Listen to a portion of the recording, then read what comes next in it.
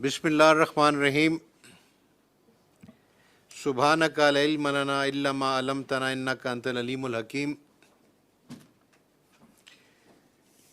I am very grateful that the members of this commission have assembled today from faraway places as well as from rain-drenched places like Karachi. But first of all, I would welcome Justice Sajjad Ali Shah to the Commission, who has in fact travelled from Peshawar and started work at Islamabad, probably because of this meeting. I'm grateful that Qazi Saab has spared time from his vacation, and Ashtar Saab has gathered the strength to. He's not on record. He's not on file, is he? Ashtar Saab has disappeared from the screen. जी क्या हुआ? Connecting to audio.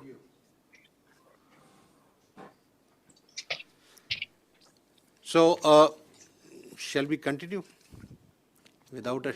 हाँ जी, 2 minute ठहर जाए. Sorry, Qazi Saab, Ashtar Saab is offline, so we are trying to connect with him. Ashtar Saab, can you hear us? Yes, sir, I can hear you. Thank you. Thank you. So, welcome and thank you for joining us from London.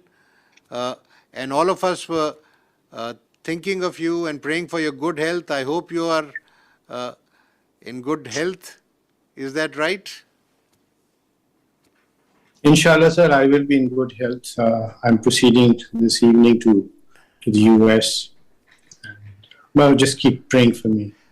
Inshallah. We all. Lots of prayers for you. Wish you good health and quick recovery. So now very quickly, let's move on with the agenda, which is to consider the appointment of 5 judges on the Supreme Court bench. There are some recommendations by myself as the chairman of this commission, which I propose for the commission to kindly consider. I have already written in the note the reasons for recommending some and bypassing others.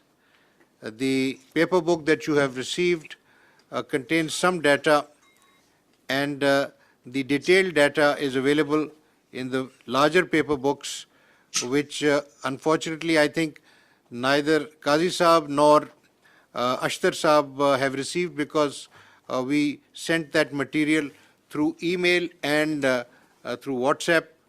But anyway, it's nice that you are with us, and any questions that you have, we can answer those as they take place. So, just to complete the formality, I propose the names of Justice Kaisar Rashid Khan, Chief Justice, Peshawar High Court, for appointment to the Supreme Court. Justice Hassan Azhar Rizvi of the Sindh High Court. For such appointment, Mr. Justice Muhammad Shafi Siddiqui from the Sindh High Court, Mr. Justice Nematullah Pulpoto, again from the Sindh High Court, and Mr. Justice Shahid Waheed from the Lahore High Court. The point about the selection, firstly, from the different provinces, is that we have 3 seats that have been vacated by judges adorning. One of them still adorns the Supreme Court, but we have 2 seats that have been vacated by Justice Guldar Ahmed and Justice Maqbool Bakir Saab. Justice Sajjad Ali Shah Saab, who is with us, shall be laying down his robes middle of next month. So there will be 3 seats, and for that reason there are 3 proposals. From Peshawar High Court, Justice Mazhar Alam Khan Mia Khail has retired recently, and in his place, Justice Kaisar Rashid Khan has been proposed. Justice Shahid Waheed is proposed to fill the seat vacated by Justice Qazi Amin Ahmed Saab, Muhammad Amin Ahmed Saab. So this is the ratio, but now if you like, I can read through the material that I've already sent, or if you like, we can start discussing the proposals that I've sent, and we can start with Justice Sarma Jalal Usmani Saab, and then move down the table to the other side. So, in your turn, gentlemen, Justice Qazi Faizisa Saab, being the senior puisne judge, will be speaking after Justice Tariq Masood Saab. And Mr. Ashtar Asaf Ali will be addressing after the law minister has spoken. Thank you very much. Justice Sarmad Usmani Saab, may I request you to express your views on the suggestions made? All right. Thank you very much, Honorable Chief Justice, and thank you, gentlemen, for being here, and my best wishes to all of you, especially to Ashtar Saab for his impending surgery. I hope everything goes well and he's able to rejoin us hale and hearty. All right, can you, Thank you, everybody sir. hear me? Can you hear me? I can. Nahi, Qazi Saab nu- Qazi Saab, can you hear me? Nahi. I can, but it's garbled, but please go It ahead. is. All right, okay.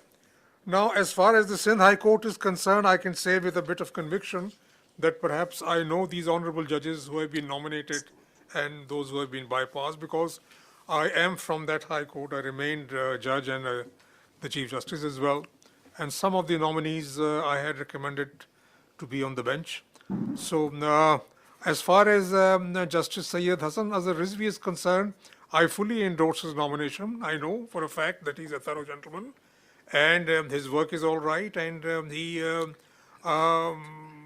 otherwise is above board. So I would heartily endorse his nomination. And so far as Justice Muhammad Shafi Siddiqui is concerned, I also think that he's a good judge, and he should prove an asset to the bench here.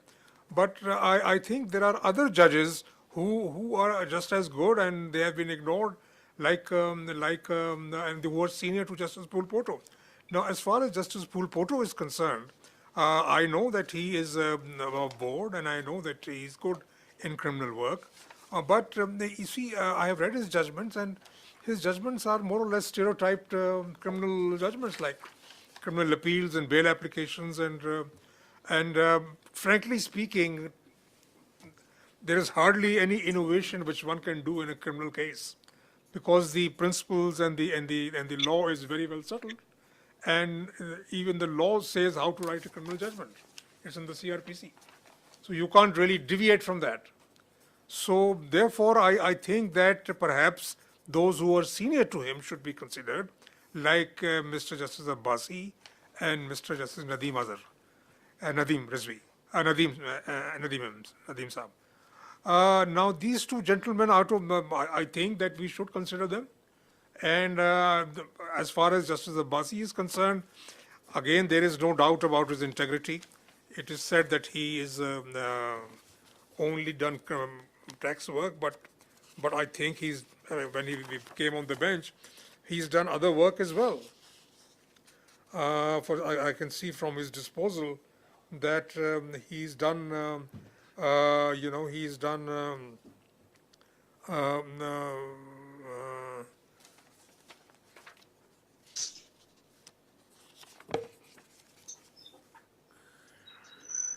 he's done work, but mostly he's done tax work, all right, but he's done family, he's done rent, he's done bail applications, he's done miscellaneous work, and appeals, criminal appeals also he's done. And so there is civil revisions, high court appeals. So tax cases, of course, because he was always a tax lawyer, so I suppose he was put on the tax bench, and the maximum number of disposal is regarding his tax matters. But that's no surprise. because obviously he has always remained a tax lawyer and he specialized in taxation. But otherwise, I find him to be a rounded gentleman. It is said that perhaps his demeanor is a bit towards his fellow judges and towards the bar is perhaps a bit strict, and maybe he's not a very congenial sort of a person, to put it that way. But I have found him, I have been meeting him over the years. I have never found any sort of defect in this part of his personality. He's always been very nice and, very pleasant as far as I'm concerned. So, no, but I'm sure that if the Honorable Chief Justice must have made his investigations, and I'm sure he's right. But I believe that this whatever has been said about him was due to the fact that he was bypassed, not once but twice. So therefore, he was slightly bitter about it. So you see, if a person is bypassed for no rhyme or reason, and obviously he may be slightly bitter. If a person, for example, is prosecuted for no rhyme and reason, and ultimately it turns out that he's been wrongly prosecuted, obviously that person will be bitter. So perhaps I don't think this may be a flaw in his character. This could probably be something which boiling up inside him, and maybe sometimes he expresses it. But otherwise, I found him to be all right. I mean, he writes reasonable judgments. He writes good judgments also. I've read his judgments. And he is amenable to work, to disposal. And insofar as Nadeem Saab is concerned, eh, his disposal is low. I agree with that. And perhaps, I don't know, for whatever reason, he's not being writing too many judgments. But the judgments which he writes are up to the mark. That I can say. So my thinking would be that perhaps we could consider either one of these gentlemen to be appointed rather than going down the line and appointing Mr. Pulpot. So that's as far as these from Sindh are concerned. As far as the gentleman from Peshawar High Court is concerned, obviously he's the senior most, and I'm sure that from his the type of work he's done and from his judgments also, I find is up to the mark, and I'm sure that he is a gentleman. So I would fully endorse his candidature, and similarly I would endorse the candidature of Mr. Waheed, Justice Waheed, because the other three gentlemen, I've seen their judgments, and I think that as far as judgment writing is concerned, as far as the quality of the judgments are concerned, Justice Waheed is much above them. And so therefore, and otherwise he's a gentleman, he's above board, so I would endorse that. Thank you very much. That's all I have to say. Thank you, sir. Thank you. Justice Sajad Ali Shah Saab.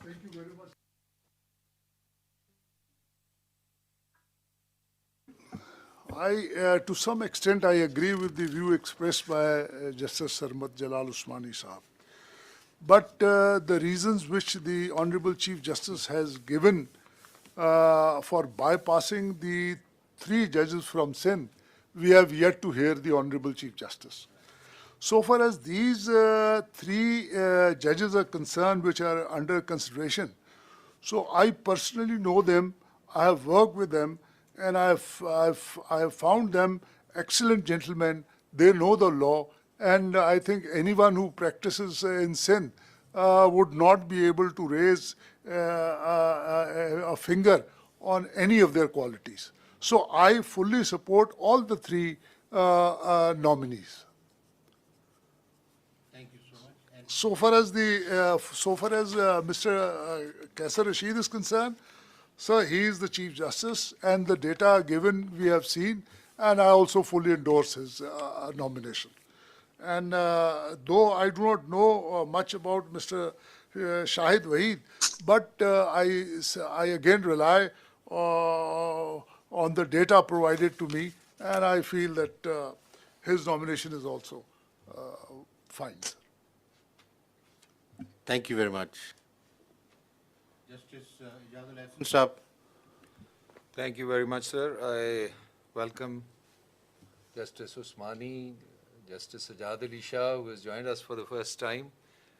Mr. Tarar has been here for a while, and the representative of Pakistan Bar Council. He's a very senior counsel. Welcome to you all. Qazi Saab, Attorney General Saab. Sir, I have carefully gone through the recommendations that you have made and the reasons that you have recorded for recommending some and not recommending others. I have also carefully examined the judgments of all the gentlemen and the work that they have done over the past many years since elevation, and the judgments which they have sent as their 10 best judgments.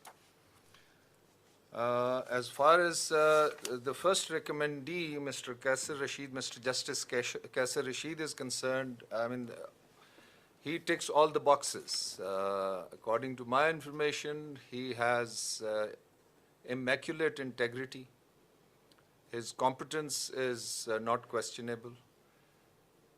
His temperament, as many people as I could talk to, including the ones coming from KP, who are our colleagues in the Supreme Court, they all endorse the fact that he is a thorough gentleman and has exactly the temperament that a judge needs to have. Likewise, the number of his judgments show that he has done a fair amount of work, and he has done work on all sides. There are reported judgments of the criminal side, civil side, constitutional side, and I would call him an all-rounder, which essentially is a requirement that we need of the Supreme Court at this point in time. As far as, so I recommend him, and I entirely agree with the recommendation of the Honorable Chief Justice. This is in addition to the excellent administrative work that he has done in setting up courts in Waziristan and the FATA area. Now, as far as Justice Hassan Raza Rizvi, Justice Shafi Siddiqui, and Justice Nematullah Phulpoto is concerned, I have read their judgments, and I would admit I have no first-hand knowledge of their personality or their temperament, but as much as I can gather from whatever information I have received, and I have discussed this information with my colleagues in the Supreme Court, as well as some of the judges of the High Court that I have had the opportunity of discussing, I find that all of the three judges that have been recommended, again, tick all boxes that we need to tick, which is integrity, competence, temperament, and capacity.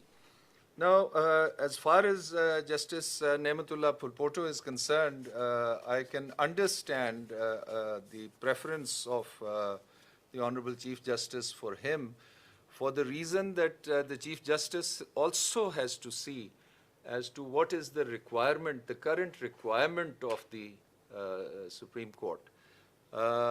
We have thousands of hardcore criminal cases, murder appeals, and the rest. And right now we have only one judge who is a specialist and has not only practiced in that area, but also has rendered remarkable judgments in the high courts. And I presently sit with him in the Supreme Court on a bench, and I find that he is fully in tune with what the law is, has been, and should be. But incidentally, we just have one judge on that score, and we desperately need not only a judge who is a workhorse, but who is also a specialist in this area.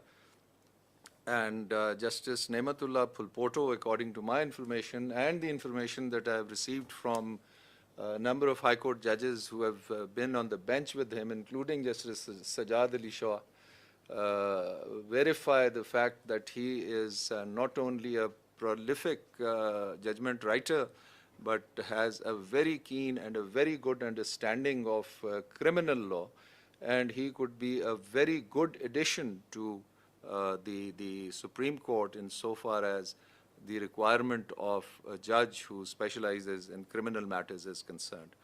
So understanding the concern of the Honorable Chief Justice of Pakistan, I fully endorse the view that we need a judge who specializes in criminal law in order to bolster our capacity to quickly deal with criminal matters of which there is a considerable backlog.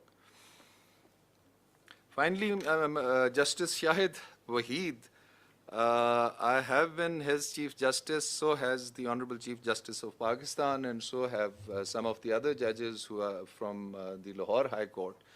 And all of them are very clear about his capacity, his integrity, and his ability to write very good analytical judgments, and the quality of judgments, as Justice Sarmat Jalal Usmani has just said, is way above the first three gentlemen, who incidentally, the Honorable Chief Justice has been working on the civil side, but as has been noted, for a number of years he doesn't have any reported judgments, and whatever judgments have been reported deal with very routine matters.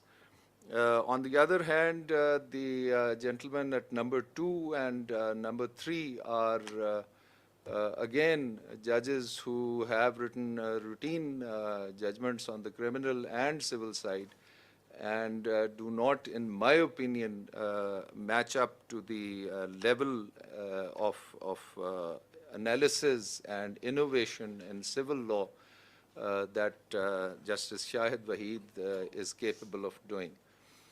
An additional advantage of elevating Justice Shahid Waheed is that, again, hardcore civil side expertise we do need in the Supreme Court at this point in time. And Justice Shahid Waheed has done a lot of work as a practicing lawyer, as a judge of the High Court, as well as when he sat in the division benches dealing with hardcore civil matters for which there is a requirement in the Supreme Court. Plus, in my humble opinion, Justice Shahid Waheed has the temperament and the capacity that we require in the Supreme Court with the sort of work we have. Just one final note that essentially the Chief Justice of Pakistan is the head of the team that he has to field in order to deal with all matters, civil, criminal, constitutional, which come to this court. And he has threadbare and very impartially looked at the various merits, demerits, strengths, and weaknesses of all the judges, which is evident from the fact that he has made an extra effort not only to call for their 10 best judgments, but he has also made an effort to ask for judgments of other judges, junior and senior to this particular nominee, and has made an assessment with which I find myself in entire agreement. So I would wholeheartedly endorse all 5 recommendees that the Honorable Chief Justice has placed before this commission. Thank you very much. Thank you, Judge Saab. May I request Justice Sardar Tariq Masood Saab to apprise us of his ideas and thoughts. Thank you very much, sir.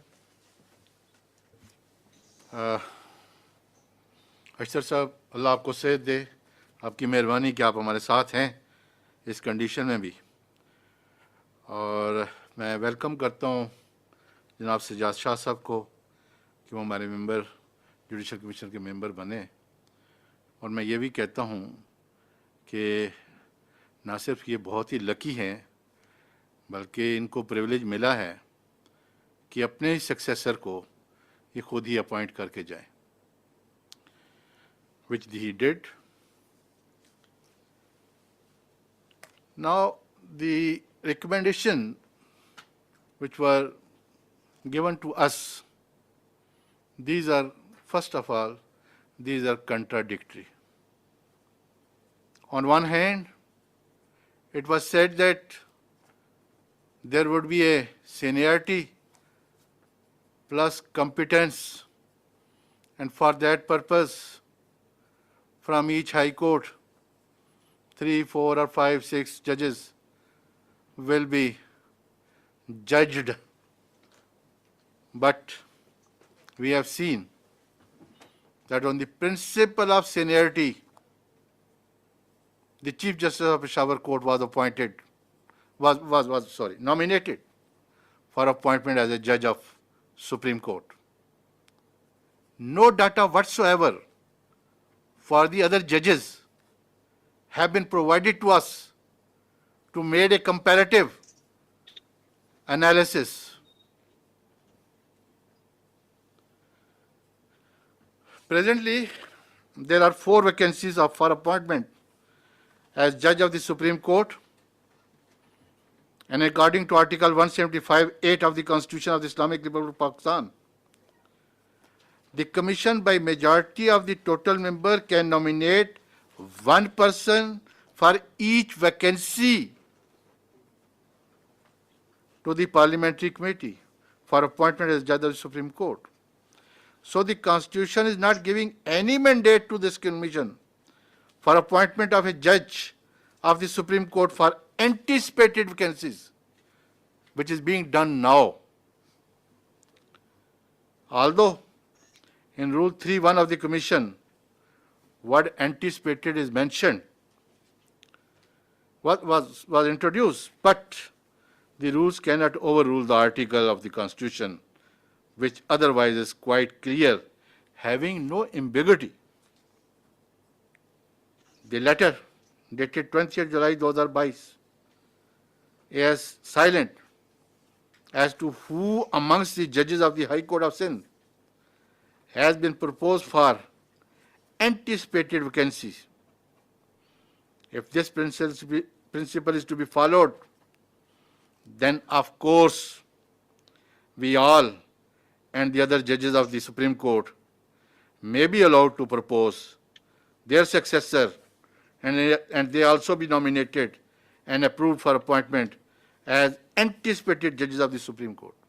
मेरी ख्वाहिश तो कम से कम ये है, बाकियों के बारे में कुछ नहीं कह सकता. Even otherwise, if we approve all the nominees judges, then of course number of the judges in the Supreme Court will be 18, which is against the Constitution.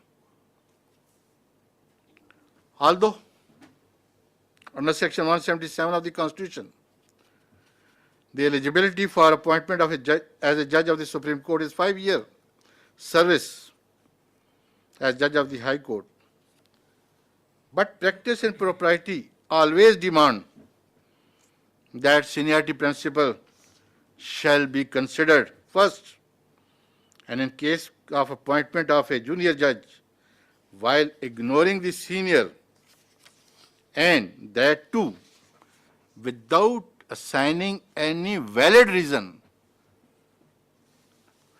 I will valid पे मैं जोर दे रहा हूँ जी, eyebrow may be raised regarding their working in the relevant high courts.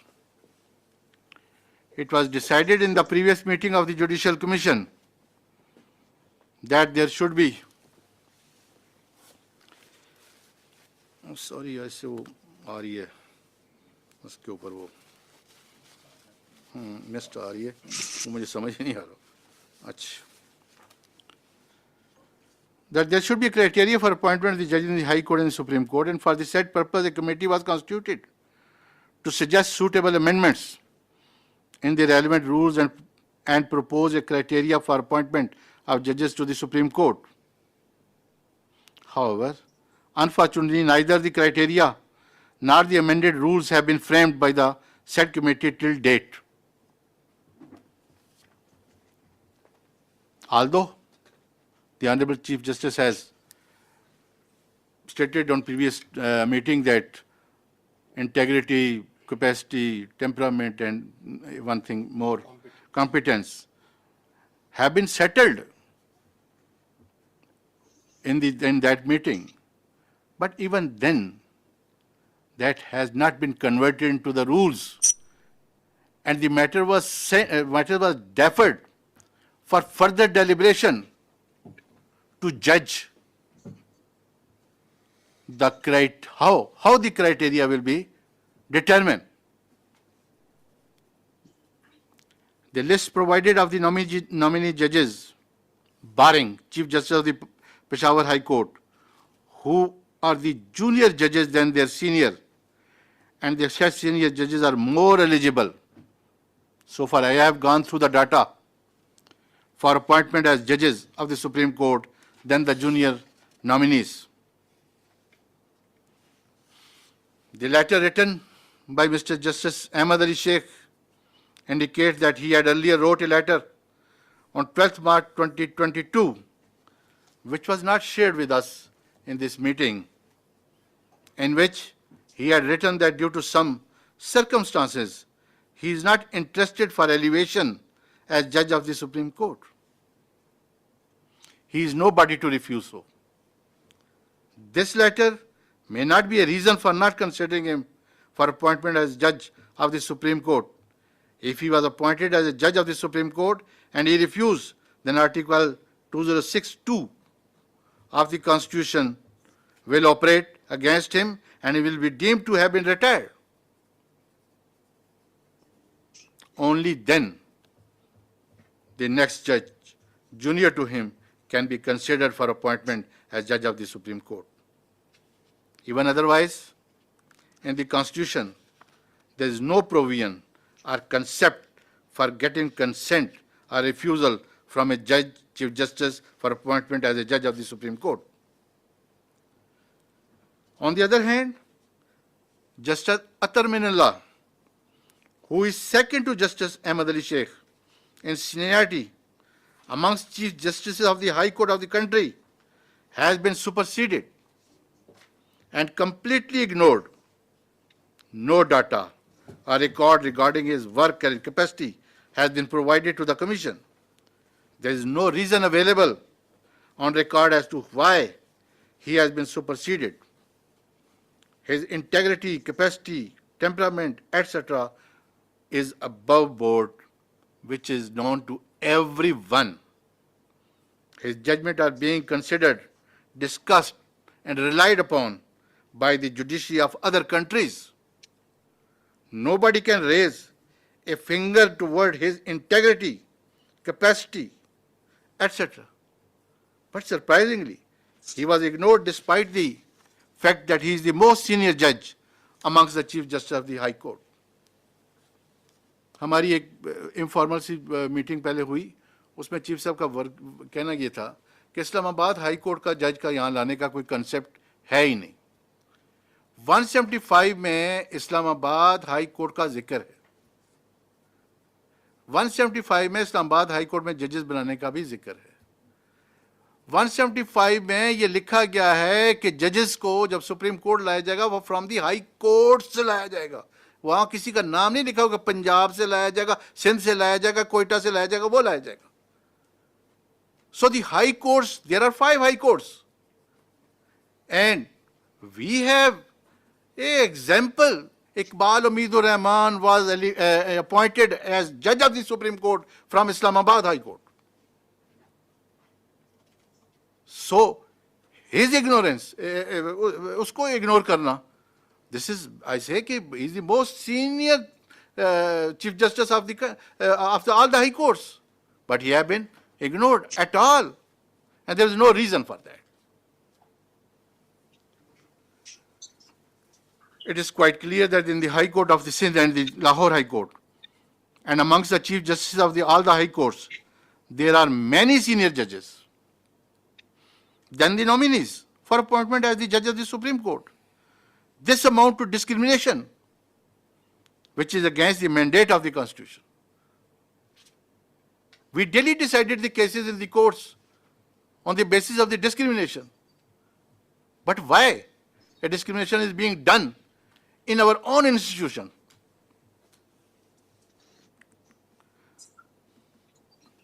On the other hand, the propriety demands that the seniority must be considered first. If anyone is found not capable, despite being senior, for appointment as judge of the Supreme Court, valid reason, I just say again and again, valid reason.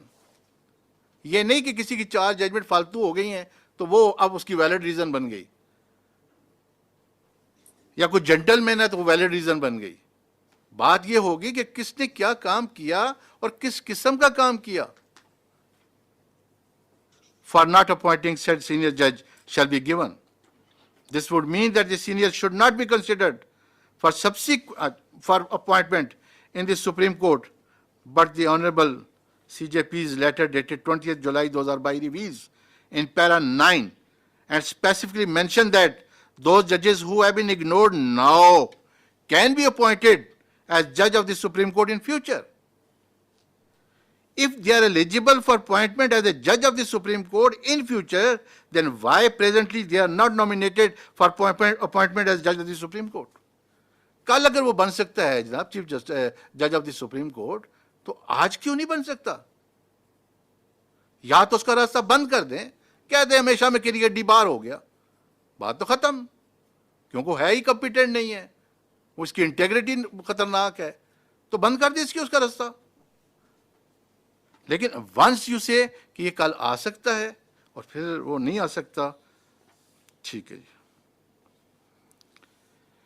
If they are eligible for appointment as judge of the Supreme Court, वो मैंने अभी पढ़ दी, the data provided and the queries made from the different corner of the bar association indicate that the senior judges who have been ignored are more competent to become judges of the Supreme Court than the nominees. The violation of the seniority and competence will not only hurt their feeling, and if for the sake of argument, as mentioned para number 9 of the above said letter, in future they are appointed as judge of the Supreme Court, the said senior judges in the High Court will become junior to the nominees in the Supreme Court. And this is, I don't know, इसको कैसे हम अज़म कर सकते हैं? We should not manipulate the system by making those who are juniors by them and then making them seniors in the Supreme Court. The Bar Council and Bar Association, who always stand for the judiciary against an unconstitutional act in our country, always done by the forces, have also very serious reservation regarding the appointment of the judges against the principle of seniority. And said reservation are the result of collective wisdom of legal fraternity. And the same cannot be lightly ignored. To abide by seniority principle has been their consistent stand for about a decade. हमेशा से उनका यही stand रहा है और वो यही कहते रहे.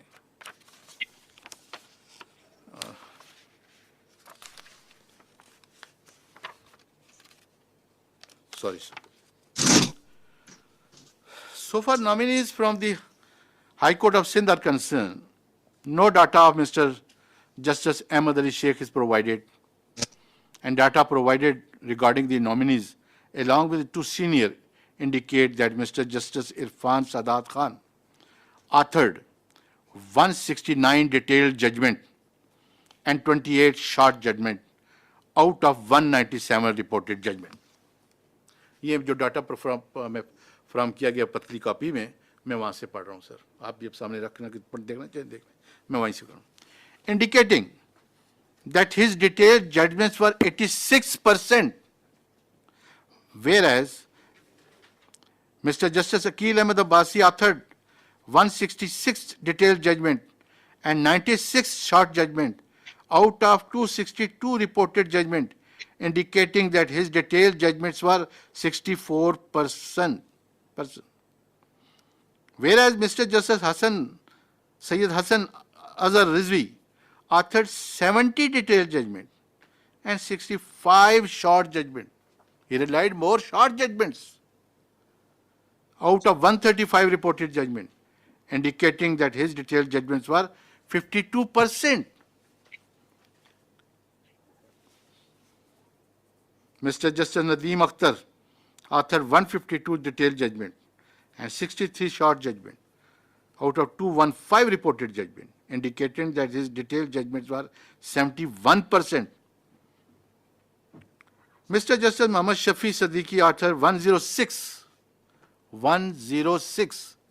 This is what I'm saying again, because it was said that Mr. Gheba and Mr.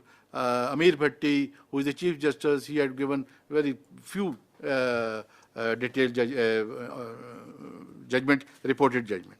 मैं इसलिए इसको थोड़ा सा कहा है 71%. Mr. Justice Muhammad Shafi authored 106 detailed judgment and 42 short judgment out of 148 reported judgment, indicating that his detailed judgment was 72%. Likewise, Mr. Justice Niamatullah Phulpoto authored 134 detailed judgment and 111 short judgments. We all know in फौजदारी case कैसे short judgement लिखी जाती हैं, किस तरह lawyers को कहा जाता है विड्रॉ करो, क्या करो, you know everything, we know everything. Out of 245 reported judgment indicated, and his detailed judgment were 55%. This equation also point out that the ignored judges have given more detailed judgment than some of the nominees. Rather, Mr. Justice Irfan Sadat Khan has authored 86% detailed reported judgment, which are highest than the judgment of the nominees. सबसे ज़्यादा है उसकी. But he has been ignored. He is not competent. उसकी capacity नहीं है लिखने की. इसलिए even the reported judgment of Mr. Justice Irfan Sadat Khan and Mr. Justice Akil Abbasi are more than the reported judgment authored by Mr. Justice Sayyid Hassan Azhar Rizvi and Mr. Justice Muhammad Shafi Siddiqui of the High Court of Sindh. Now, the data so collected from the computer bench of the Supreme Court indicate that 4.8% judgment authored by Mr. Justice Irfan Sadat Khan were set aside, whereas his 57.6% judgments were upheld. 3.5 judgments authored by Mr. Justice Akil Abbasi were set aside, whereas his 44% judgments were upheld by this court. 5% judgment handed down by Mr. Justice Sayyid Hassan Azhar Rizvi were set aside, whereas his 56 judgments were upheld by this court. 4.9% judgment authored by Mr. Justice Muhammad Shafi Siddiqui were set aside, whereas his 60% judgment were upheld by this court. Likewise, 11.7 judgment authored by Mr. Justice Niamatullah Khan Phulpoto was set aside. सबसे ज़्यादा इसकी जो set aside हुई. Whereas his 48 judgments were upheld by this court. The above data and percentage of set aside judgment authored by Mr. Justice Irfan Sadat Khan and Mr. Justice Akil Ahmad Abbasi are lesser in number than the other nominees, judges of the High Court of the Sindh, which indicate the better competency and command of law of the said two senior judges. The reported judgment of Mr. Shahid Wahid of the, अब Lahore out की बात कर रहा हूँ, वहाँ तो मैं ख़त्म कर दिया. The reported judgment of Mr. Shahid Wahid of the Lahore High Court are less than the judgment authored by Mr. Justice Shujaat Ali Khan. The detailed reported judgment of Mr. Justice Shahzad Ahmad Khan Gheba, Shahzad Ahmad Khan and Shujaat Ali Khan are higher than the judgment of Mr. Shahid Wahid and almost equal to Mr. Justice Muhammad Amir Bhatti. So this comparative chart annexed with the record also indicate that senior judges are more eligible than the nominees judges. 2.6% judgment authored by Mr. Justice Amir Bhatti were set aside, whereas his 76.5% judgments were upheld by this court. 18.2 judgment authored by Mr. Justice Malik Shehzad Ahmad Khan. Sorry, sir. Ek minute. Bismillah.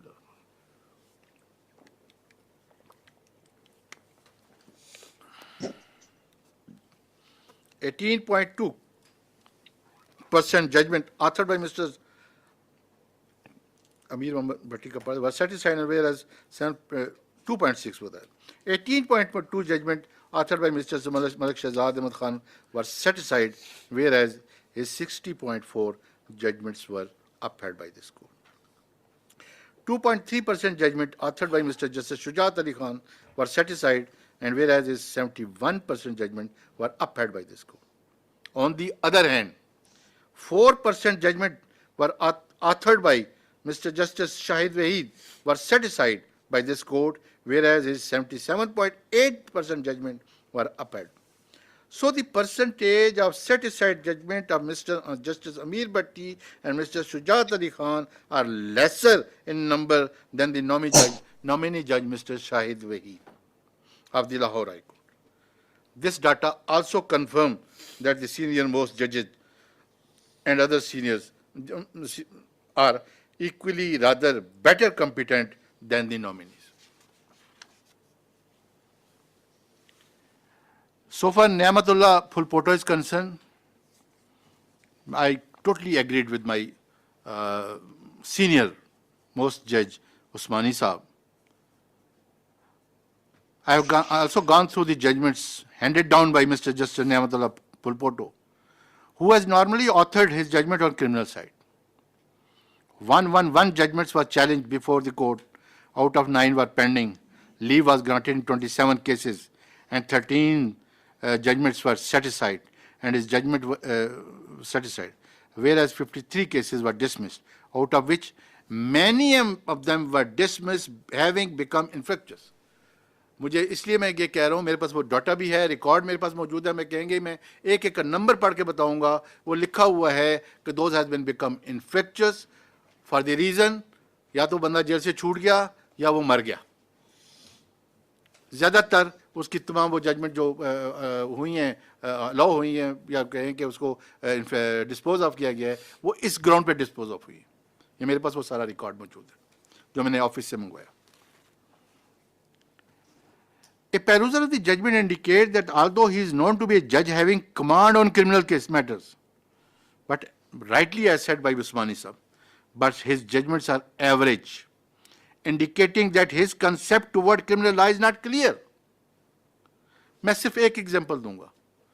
One example is that in all the cases, अभी अब कहें मैं सारे खोल के एक एक लफ्ज पे पढ़ के बता देता हूं, मैंने अंडरलाइन किए हुए. In all the cases, he firstly discussed the medical evidence and only observed that the death of the deceased was unnatural, hence it corroborates the ocular account.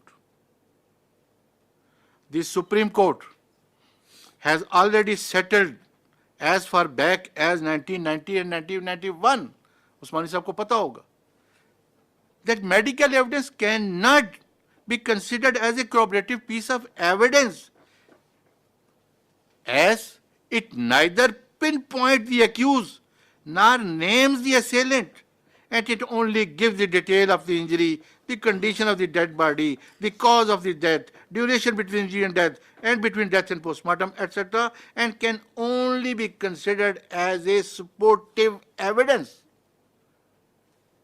but not as a corroborative piece of evidence. अब मेरे सामने वज़ीर कानून भी बैठे, फौजदारी करते रहे, और उस्मानी साहब ने भी यही कहा, लेकिन मैं आपको ये एक एग्जाम्पल बताइए. But almost in each judgment, the learned nominee judge has observed the same as a corroborative piece of evidence for conviction. There are many other things. मैं अगर वो आपको पढ़ के सुनाने की कोई बताना शुरू कर दूं, तो आप परेशान हो जाएंगे.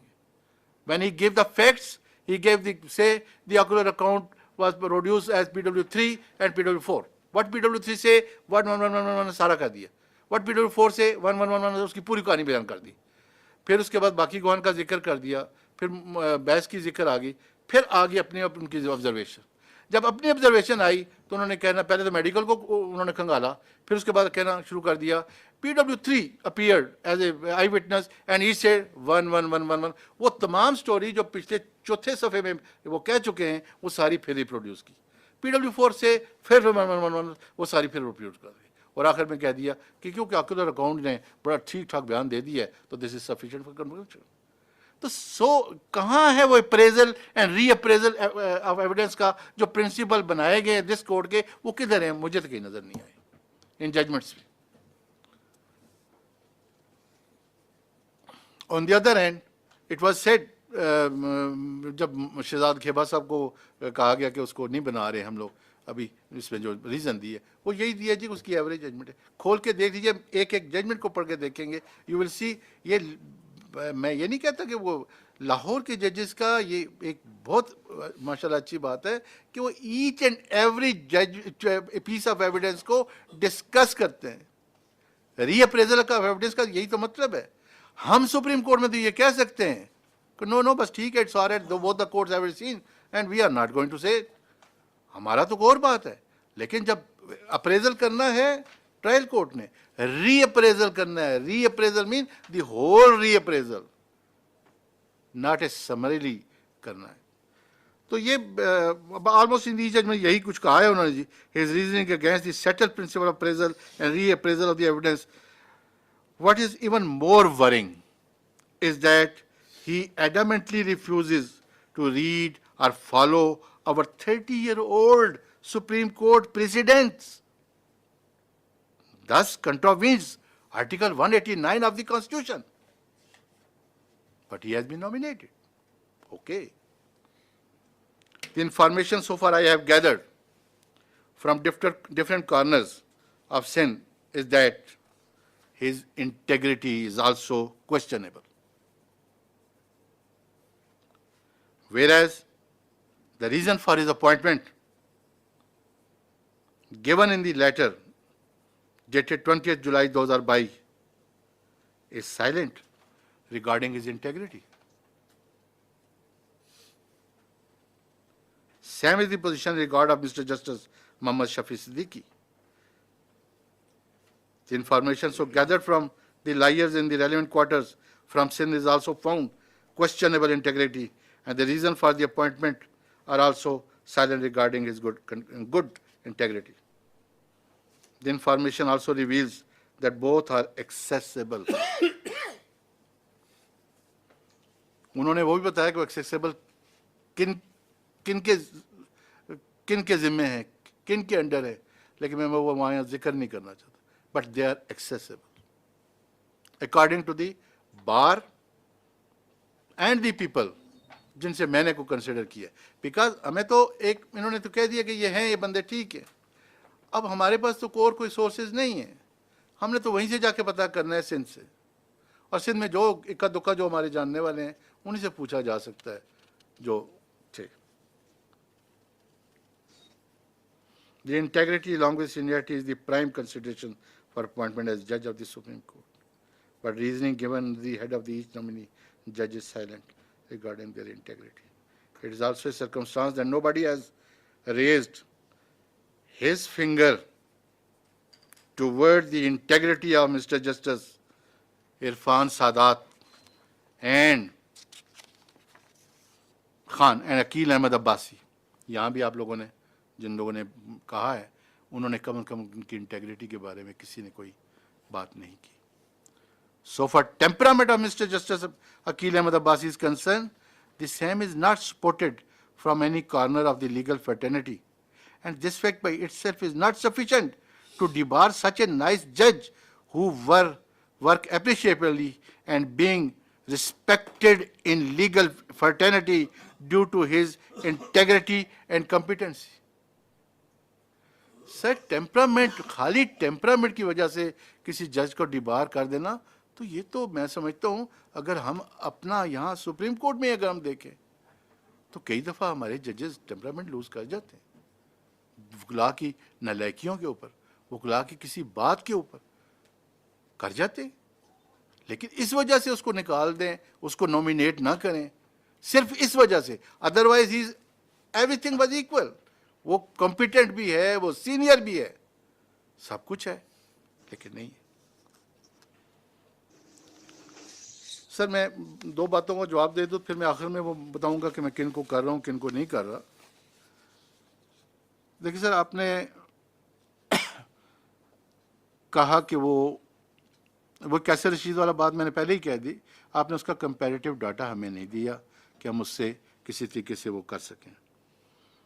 امیر بھٹی کے بارے میں کہتے ہیں ہی از اے گڈ جج, اور میرے بھائی نے یہ کہا کہ ہمیں ہارڈ کور سول کا بندہ چاہیے. Amir Bhatti work in Multan district judiciary district courts for decades. اس کا ہارڈ کور کا اتنا تجربہ ہے سول سائڈ پہ, ریونیو سائڈ پہ, ہر سائڈ پہ, کہ could be a good addition in this institution for that purpose. اور کرمنل کے لیے پھل پوٹوں کو لانے کی ضرورت بجائے آپ یہ دیکھیں کہ یہاں کرمنل کے کیسز کتنے تھوڑے سے ہی ہیں, اتنے زیادہ نہیں ہیں. یہاں سول کیسز جو ہیں وہ ملٹیپل تھاؤزینڈ اینڈ تھاؤزینڈ میں ہیں. اصل کیسز تو وہ ہیں جن کو ختم کرنا ہے, جن کے لیے میکسیمم ججز یہاں پہ سول کے پہلے ہی اویلیبل ہیں. فوجداری کے تو اکا دکا ہے بقول اعجاز الحسن صاحب کے. تو اس لیے میں یہ سمجھتا ہوں کہ he is the most competent and suitable person. Now I conclude کرتا ہوں جی. آئی ود آل ریزرویشن, میری ریزرویشن ہمیشہ یہ رہی ہے جی سینئرٹی کی. یہ سینئرٹی پرنسپل کو جب بھی ہم وائلیٹ کرتے ہیں اس ملک کے لیے کچھ اچھا نہیں ہوتا. I with all above reservation is not inclined to approve the proposal for appointment of Mr. Justice Sayyid Hassan Azhar Rizvi, Muhammad Shafi Siddiqui, Niamatullah Phulpoto, falling at serial number 4, 6 and 7 of the seniority list respectively in the High Court of the Sindh, and Mr. Justice Shahid Waheed falling at serial number 4 of the seniority list in the Lahore High Court. As we have been provided comparative record, and I say that from the above comparative discussion, I am confident that in view of the seniority principle, integrity and competency, Mr. Justice Muhammad Amir Bhatti is suitable for appointment as Judge of the Supreme Court on vacant seat. Likewise, on the principle of seniority, Mr. Justice Ahmad Ali Sheikh, keeping in view his vast experience as the Chief Justice of the High Court of Sindh and his earlier consideration for appointment as an ad hoc Judge of the Supreme Court, he is also suitable for his elevation as a Judge of the Supreme Court of Pakistan. If he is proceeded under Article 206, then of course Mr. Justice Irfan Sadat Khan and Aqil Ahmad Abbasi are the most suitable judges to be appointed as a judge in Supreme Court of Pakistan, and I approve their name as such. So far, Mr. Justice Kaisar Rashid Khan is concerned, although he is a senior most judge of this Peshawar High Court, but surprisingly, no comparative data qua other 2 judges has been provided so that a comparison could be made regarding their competency, integrity, besides seniority. So in my humble view, his matter may be deferred. Thank you very much, sir. Chairman Sahab. मैंने कुछ time ज़्यादा ले लिया. I am sorry. Thank you very much, Justice Tariq Masood Saab. Your analysis is very illuminating, and all that you have said needs to be dealt with during our discussion and will be answered. May I now request Justice Qazi Faiz Isa Saab to inform us about his thoughts. Thank you very much. I had informed you of my thoughts by a note dated 25th July 2022, and I would request that that note be made part of the minutes. Another thing which I want to add is that some novelty, new method of doing things has evolved, and I have zero confidence in the minutes that are recorded. Previously, minutes which were recorded were then sent, were put up in the next meeting or circulated for confirmation. This has arbitrarily been put a stop to, which I have raised in writing a number of times. So the minutes were wrongly recorded, and give me the recording of them which will confirm this. This was withheld from me. The senior most judge of the Supreme Court, a member of the Judicial Commission of Pakistan. So the accuracy of recording of minutes, why this suppression of the truth? I would go one step further. Why are we keeping the public out? Article 19A of the Constitution has been enacted. It gives right of information to everyone. Why proceed behind closed doors? My experience has been, whenever you proceed behind closed doors, it is because one does not want uncomfortable truths to emerge and to suppress them. So I would request that the minutes, it be resumed the procedure before the minutes were sent for confirmation, and not at the end of the day 7 people, 9 people, 13 people decide something, and one gentleman who I have the highest respect for may not have paid close attention or may have misunderstood something and record something, and that becomes the minutes of the meeting. Sir, this practice is not prevalent in limited companies, in any other meeting procedure, and was always the practice of this court. Let us not jettison the good things that we used to abide by. Please do not arbitrarily send a note that this is the minutes of the meeting.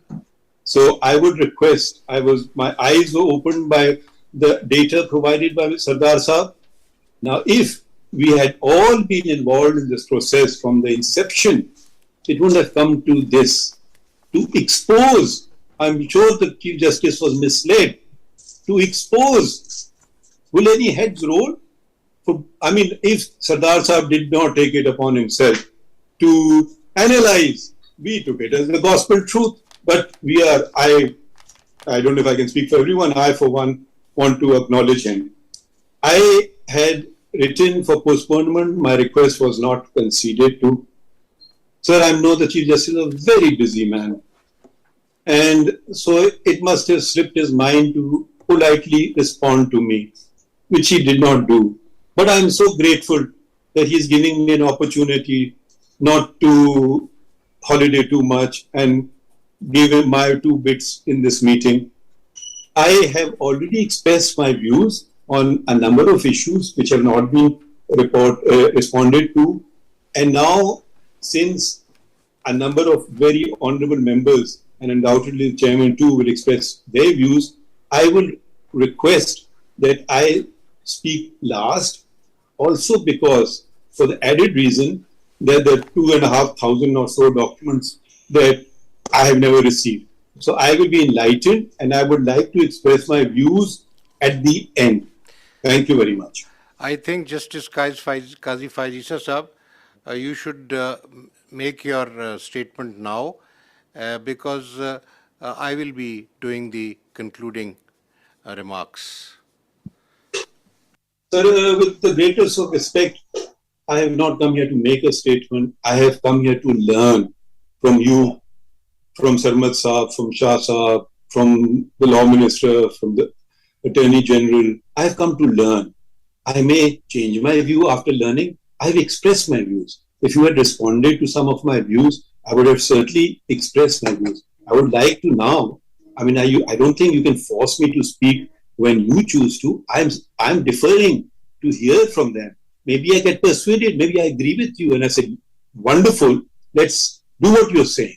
So why are you depriving me of this opportunity? All I'm saying is I want to hear you all and express your views. And I've expressed good reason that I don't have the benefit of the 2,500 documents that you have prepared, put together, and all the other members have. So is it unfair?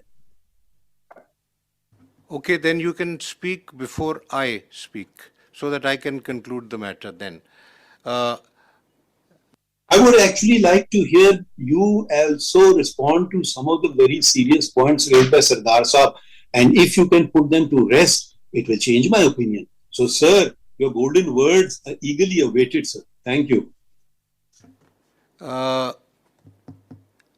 May I now request the पहले Attorney General बोलते आप बोलेंगे ना?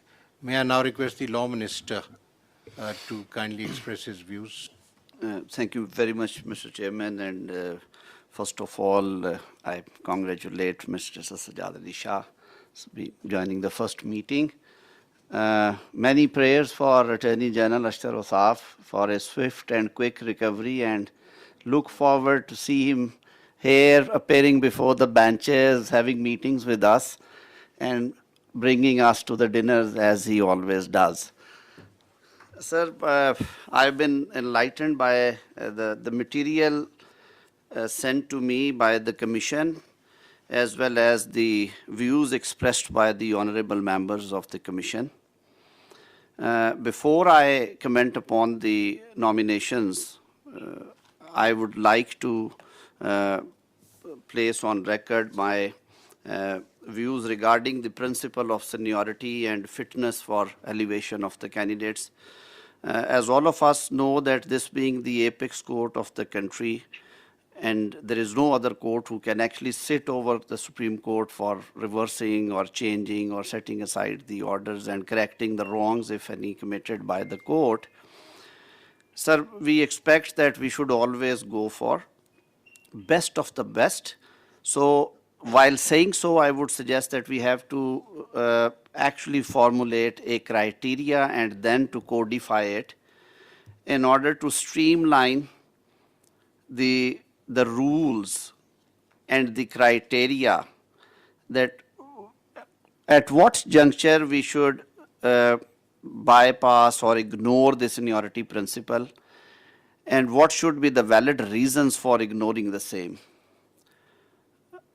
Mr. Chairman, unless and until we actually with open hearts we sit together and we frame these rules, my belief is that we would not be able to bring transparency to these proceedings.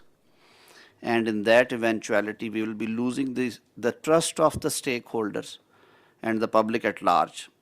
Sir, I have seen in the past years, the bar bodies, the bar councils and bar associations are time and again urging that there has to be codified formula for the functioning and the criteria, functioning of the commission and the criteria for the elevations, be that it may the high courts and more particularly, sir, the Supreme Court of Pakistan. I am impressed the way the honorable chairman tried to bring everything on record and give us an opportunity to analyze the material and then to decide. But as Justice Sardar Tariq Masood pointed out, sir, when we look into these things, many confusions and many questions arise in our minds. When I gone through the material and the judgments and the data provided by the Judicial Commission of Pakistan to me. And sir, I'm grateful that this time I received the material well before the convening of meeting, and I also appreciate and grateful for the decision taken by the Commission, and more particularly by the chairman, that at least 7 days notice should be given to convene a meeting for appointment of honorable. Sir, it's a very sacred and noble duty, and we have to put all efforts to ensure that most suitable, competent and spotless candidates should be considered and then appointed for these high offices. Sir, coming to I would not take much time coming to the candidates and their eligibility, starting from the first nominee, Mr. Kaisar Rashid, the Honorable Chief Justice of Peshawar High Court. Sir, I agree with the opinion expressed by Sardar Tariq Masood. Sir, it would have been in fitness of things, and it would have been extremely helpful for all of us if rest of the 2 judges or 3 judges, like the judge, the senior puisne judge, and the judge at number 2 in the number 3 in the seniority, their credentials and their judgment should also be placed, since we are actually bypassing the principle of seniority in Punjab and in Sindh. Speaking for myself, sir, I know both the gentlemen, Justice Kaisar Rashid and Mr. Justice Ruhul Amin Chamkini, who is the senior puisne judge there. Incidentally, both were honorable members, Pakistan Bar Council in 2010-15 tenure when I was first elected for that office. And I had an honor and opportunity to work with both of them. So as a lawyer, I feel that they were dignified persons.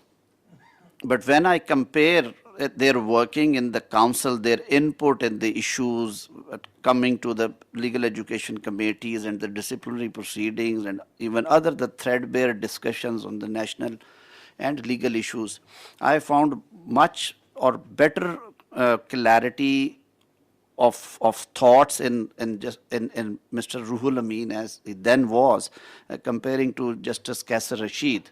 I have never appeared before both of them. But when I spoke to my colleagues at Peshawar High Court, in their assessment, first of all, there is one interesting factor may I bring before this August forum, that Mr. Kaisar Rashid and Mr. Ruhul Amin were elevated in the same badge, I believe, or if there was any difference of badge. Right now, their seniority is at number 1 and 2, but their age of the date of retirement is only with 24 hours difference. So if one gentleman would be retiring on 21st of March 2022, the other honorable judge, the puisne judge, would retire the next day. So it's quite interesting. Even the honorable judge at number 3 would also retire in the same week. So for all the more reasons, I would, sir, suggest that we should examine the credentials of all 3 gentlemen, because they enjoy almost same kind of seniority. The experience on the bench and experience of life is almost one and the same. So it would be extremely helpful for us if we get material, credentials, their judgments, their comparative work for consideration for all 3 gentlemen, and till that time we defer the appointment from Peshawar High Court of Justice Kaisar Rashid. Now, sir, coming to Sindh, with all respect and humility, unfortunately, I have never worked at, or even I have never appeared before a bench at Sindh High Court. शायद वहाँ के लोगों को इतनी अच्छी वहाँ पे legal assistance मिलती है कि वो बहुत कम बाहर निकलते हैं जी. और it's a beautiful court premises, बहुत काबिल और अच्छे जजेस भी वहाँ से आए, लेकिन सर मेरे लिए ये तशनगी रह गई. So I would confine myself only to the material and its analysis, और जो वो comparison किया जा सकता है, and for rest of things के उनकी कोई integrity या جو ان کی ریپوٹیشن ہے بار میں اور ان کی ذات کے بارے میں اگر کوئی بات ہے سر, اس کے لیے I would prefer to rely upon the opinion of Justice Mr. Akhtar Hussain. بار کو ریپرزینٹ کرتے ہیں سر. میں نے یہ جسارت کیوں کی ہے, جو آنریبل ججز کی اوپینین سر انٹیگریٹی اور جو کنڈکٹ کے بارے میں یا ڈیمینر کے بارے میں بہت اچھی ہو سکتی ہے, لیکن sir my personal understanding is spending 28 years at the bar, sir جو bar members are eyes and ears of this profession.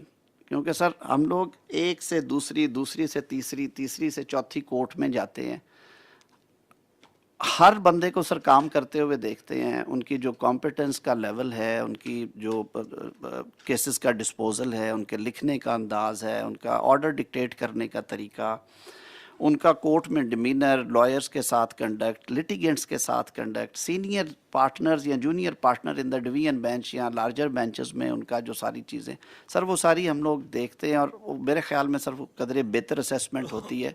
تو سر اس پارٹ کے لیے میں رائے کروں گا سر اختر حسین صاحب سے کہ وہ ہمیشہ بڑا باریک تجزیہ دیتے ہیں, and more specially he belongs to same city, اور he has been working Sindh high court for almost Akhtar sahab 50 years.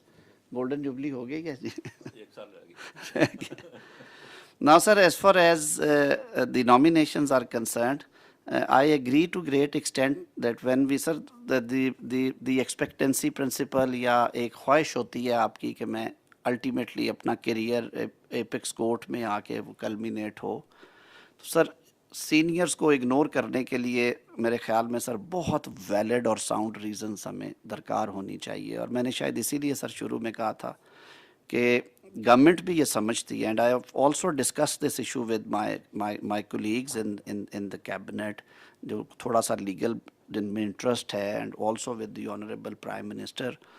وہ بھی سمجھتے ہیں کہ سر بار باڈیز کی یہ جو ڈیمانڈ ہے, اور کمیشن میں بھی بہت دفعہ سر یہ بات ہوئی ایون بائی دی آنریبل ججز, that we should devise a codified criteria for that matter. کہ ایک تو سر کمیشن کی جو فنکشننگ ہے وہ بہت آسان ہو جائے گی, دوسرا سر یہ جو پک اینڈ چوز کی کبھی بھی یہ بات نہیں آ سکے گی اس صورت میں جہاں پہ سر سینیورٹی جو ہے وہ ڈیمیج کرتی ہو کمپیٹنس کے حوالے سے, اور کھڑی یا خدا نخواستہ کوئی انٹیگریٹی کا ایشو آتا ہو, تو اس صورت میں بالکل ہمیں نیچے جانا چاہیے. کیونکہ جیسے میں نے شروع میں کہا یہ آخری عدالت ہے, اور اس میں ہمیں بیسٹ آف دا بیسٹ کے لیے آنا چاہیے. لیکن سر اگر سینئر لوگوں میں ایکولی گڈ یا تھوڑے سے فرق کے ساتھ لوگ بیٹھے ہوں, سر انہیں اگنور کرنا شاید ان کے ساتھ زیادتی ہو جائے. تو اس حوالے سے جیسے یہ انالیسز کر رہے تھے جسٹس طارق مسعود صاحب, میں نے بھی سر دیکھ رہا تھا, تو اگر اس کو ریویو کیا جا سکے اس تناظر میں کہ ان نامینیشنز کو جو سندھ سے آئی ہیں, اسپیشلی جو جسٹس حسن اختر رضوی صاحب اینڈ جسٹس شفیع صدیقی صاحب کی, سر ان کو ایٹ پار دیکھ لیا جائے جو ان کے سینئر ججز ہیں ان کے ساتھ. اب ایک لمحے کے لیے یہیں پہ روکتے ہوئے sir going down to justice Phulpoto, sir, I am also a criminal side practitioner for many years, and I have been appearing mostly in the criminal matters. I have gone through the judgments. There are serious defects, sir, and deviation from the standard principles of criminal law.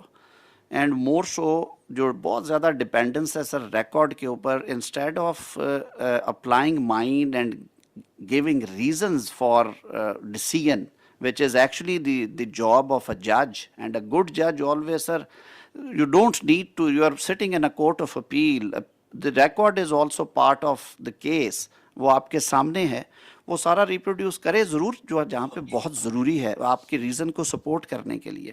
لیکن I have seen that he has been writing long judgments, relying upon on the records, and then abruptly writing few lines that the ocular account fully supports, is not of the quality which should be believed by. Why should not be believed? One has to give reasons to satisfy the other side.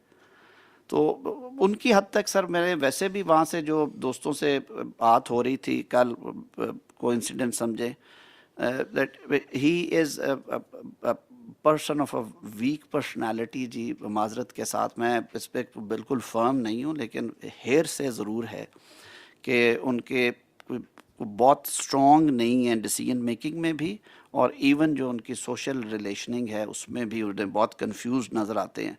Sir we need very clarity of thought और strong nerved people in the apex court. तो फुलपोटो साहब की हद तक तो sir मैं समझता हूँ कि बेहतर हो सर अगर ये नॉमिनेशन जो है वो डिसअप्रूव की जाए, ताकि कोर्ट में जो बेहतर स्टाफ है सर आपके पास वो आए और जो बेस्ट अवेलेबल लोग हैं, बेस्ट ऑफ द बेस्ट को हम लेके आए. Sir coming to Lahore, since I practiced most of the time, or I would say the entire career at Lahore High Court, I know the gentleman who has been nominated. We have been appearing together. We have been working together in many of the cases. Is a thorough gentleman, a very reasonable human being, finest human being rather, I would say. He was a good lawyer and a good judge, though I have not frequently been appearing before him because he most of the time deals with civil or constitutional matters or the other miscellaneous work broadly from the civil or constitutional side. But sir, I have been frequently appearing before the two honorable judges, or rather three honorable judges senior to him, whose data has also been shared and whose judgments have also been shared with them. Sir, speaking for myself, if I have given the chance to give one recommendation or nomination before this August forum, I would suggest that the Supreme Court right now needs judges, or at least a judge who has vast experience on the criminal side. As Justice Jazul Hassan rightly said, that there are, I would simply add one more person. He is right now naming two honorable judges from Lahore High Court. One is luckily sitting with us, and the another gentleman, Justice Naqvi. They have been practicing on the criminal side. They have been dealing massively, I would say, with the criminal matters. And they turned out to be good judges at the High Court level and mashallah now at the Supreme Court. Sir, keeping in view the number of pending cases and the, I would say, the comparatively less criminal side judges in the Supreme Court, I would very respectfully submit that this nomination may please be reconsidered, and Mr. Justice Shahzad Ahmad Khan may be considered to be elevated as judge of Supreme Court. Sir, on the appellate side, I have been appearing before him for good 7-8 years, and with all certainty I can say that if not more, I have conducted at least 90 to 100 death sentence and life imprisonment appeals before him. I have always found him to be decent and reasonable.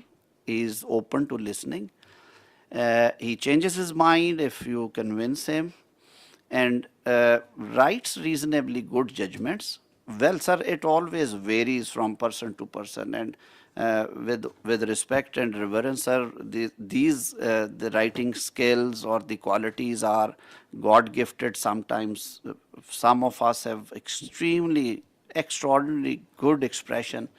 कई हम लोग sir lack करते हैं, मेरे जैसे जो लिखने में बोलने में कई दफ़ा थोड़े घबराते हैं, लेकिन सर जो रीजनिंग है जज की और जो क्लैरिटी है और उसके साथ उसकी इंटेग्रिटी वो ठीक होनी चाहिए.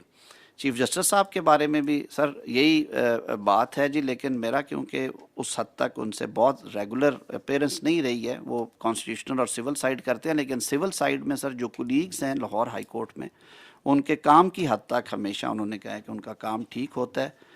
जैसे बात यहाँ पे हुई थी कि जी क्रिमिनल साइड पे हमें एक एडिशन चाहिए, तो मेरा सर ये राय होगी कि हम नंबर 9 पे जाने की बजाय सिंध हाई कोर्ट में जस्टिस फुलपोटो की तरफ, it would be in fitness of things अगर हम जस्टिस शहजाद अहमद खान को लाहौर से कंसिडर करें, having vast experience on the criminal side, and there is nothing adverse against him as far as his integrity, his reputation, his demeanour, his conduct with lawyers, sir, that is concerned.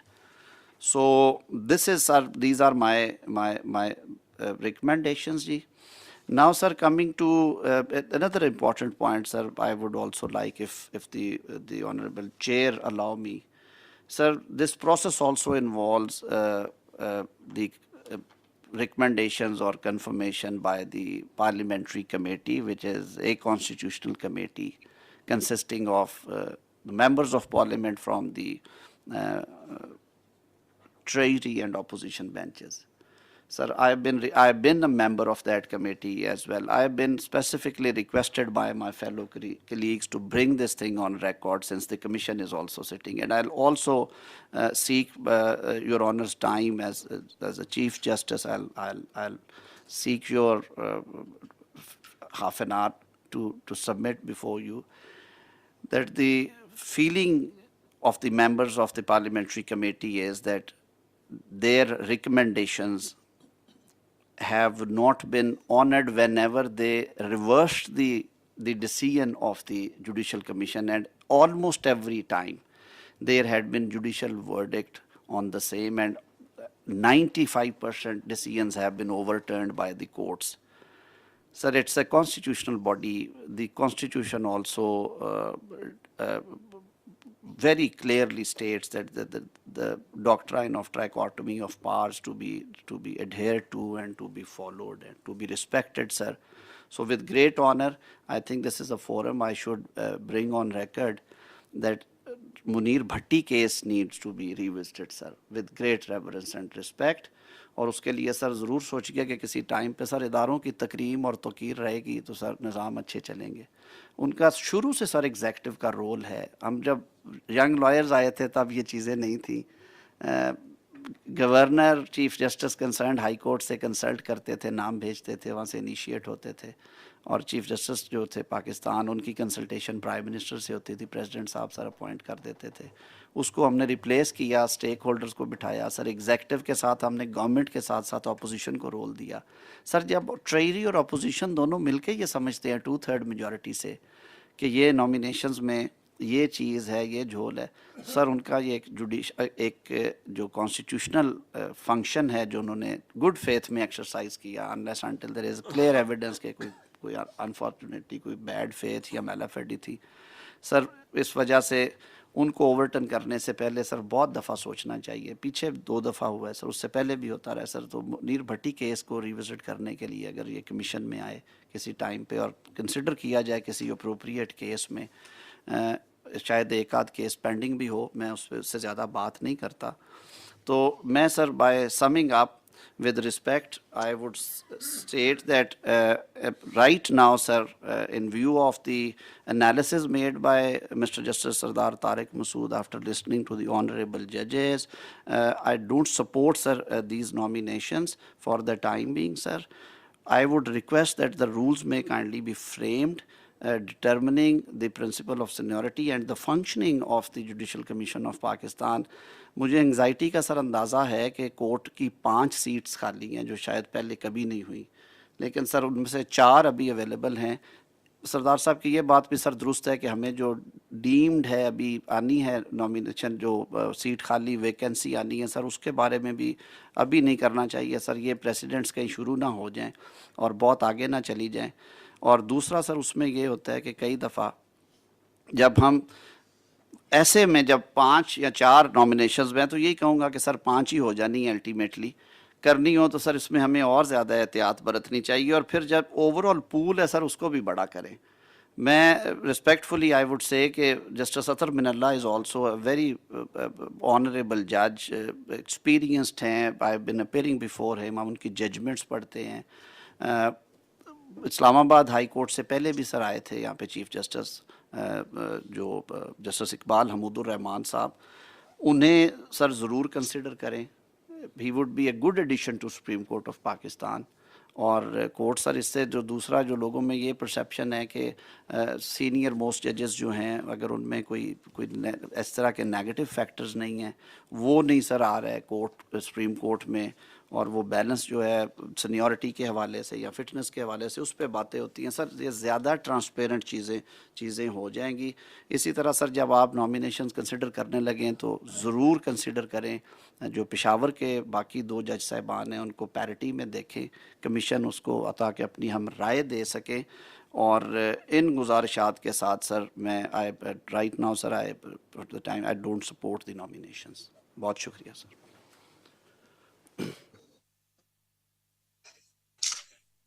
May I request the worthy Attorney General to kindly express his views?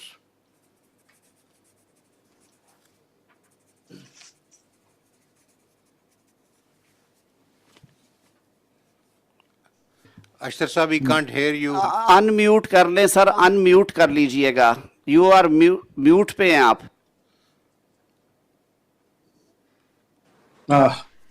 Assalamu alaikum ji. I'm not computer savvy, nor do I know much about these things. Nevertheless, I'm here because I feel it's the national duty جو اس forum کو دی گئی ہے. سجاد علی شاہ صاحب یہاں پہ پہلی دفعہ تشریف فرما ہے. ویلکم سا. اللہ تعالیٰ آپ کو سب کچھ صحت میں رکھے. آپ کے پیغامات مجھے ملتے رہے ہیں. آپ کا بہت مشکور ہوں کہ آپ میرے بارے میں میری صحت کے بارے میں تشویش کا اظہار کیا اور آپ کی دعائیں میں ساتھ ہیں. بہت شکریہ. جیسے میں نے پہلے عرض کیا, یہ ایک بہت ہی نیشنل امپورٹنس کی بات ہے اور اس کے اندر ایک بہت بھاری ذمہ داری ہے ہم سب کے اوپر. نامینیشن چاہے وہ ہائی کورٹ کے ججز کی ہو, چاہے وہ سپریم کورٹ کے ججز کی ہو, اس ملک کی آنے والی تاریخ کے اوپر بہت بڑا جو ہے وہ اثر رکھتی ہے, کیونکہ انٹرپریٹیشن آف دی لا اور کانسٹیٹیوشن جو ہے وہ ان کورٹس کا, خاص طور پہ ایپکس کورٹ کا ایک بہت بھاری کام ہے.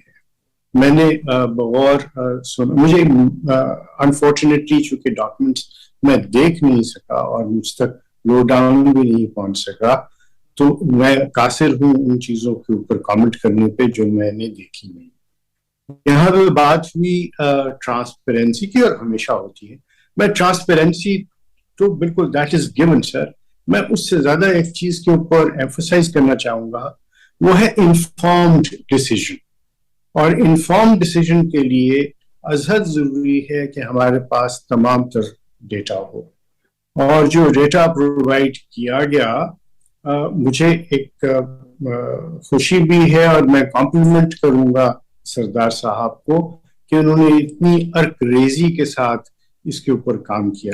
اب جب ہم اس دونوں ڈیٹاز کو جو ہمارے پاس موجود ہیں اور جو آپ نے نکالا, میں اس سے جو ہے میرے ذہن میں یہ ایک ابہام سا ہے کہ کس طریقے سے اس سارے معاملے کو آپ جج کریں گے جب آپ کوئی لٹمس ٹیسٹ جو ہے وہی ابھی ہمارا نہیں بنا ہوا اور ہم شاید ایک ہی سر طرف دیکھ رہے ہیں اور دوسری طرف نہیں دیکھ رہے, اور ہم صرف دیکھ رہے ہیں کہ ان کے فیصلے ہم نے جیسے پڑھے ہیں ان سے ہم کیا اخذ کر سکتے ہیں.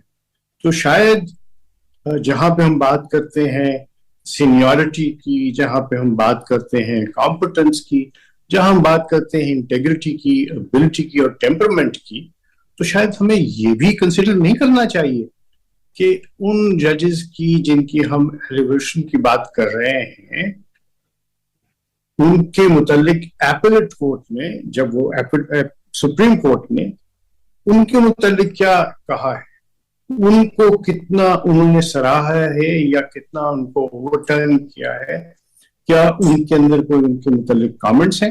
تو شاید یہ ایک پہلو ہے جو ہمیں رولز کے اندر ضرور لکھنا چاہیے, یہ میری سوچ ہے. اور جب ہم دیکھتے ہیں جو ڈیٹا, اب میرے پاس تو کچھ موجود نہیں ہے کہ میں اس کو دیکھ سکوں, اور مجھے کوئی ضرورت نہیں ہے کہ اس کو ویریفائی کروں. جو سردار صاحب نے کہا ہے, جو انہوں نے کہا وہ بالکل درست, جس طرح آپ کے وہاں پہ ہیں وہ بھی ہیں, لیکن ہمارے پاس کوئی اس کو کمپیئر کرنے کے لیے نہ وقت ملا, نہ ہم نے اس کو اس طریقے سے دیکھا ہے. دوسری بات, اور میں سمجھتا ہوں کہ رولز کے اندر یہ چیز ہو, دوسری بات بہت ضروری یہ ہے وہ یہ ہے کہ ہم جو ایگزسٹنگ ویکنسیز ہیں اس کے متعلق اپنے آپ کو کنفائن کریں اور اینٹیسپیٹری ویکنسی کے لیے اس ویکنسی جب when it occurs, let's cross the bridge when we get there, sir. This is what my thought process is, sir. جہاں تک بات جو ان کی ٹیمپرمنٹ اور یہ ساری چیزیں ہیں اس میں کالیگس اپنی جگہ پہ ہیں، لیکن بار کا جو امپریشن ہے اور بار کی ان پٹ ہے وہ اصل ضروری ہے. شاید اسی لیے آئین میں بھی ایک کردار دیا گیا ہے ریپرزینٹیٹیوز آف دی بار کو. اگر آپ اجازت دیں تو میں تھوڑا سا پانی پی لوں.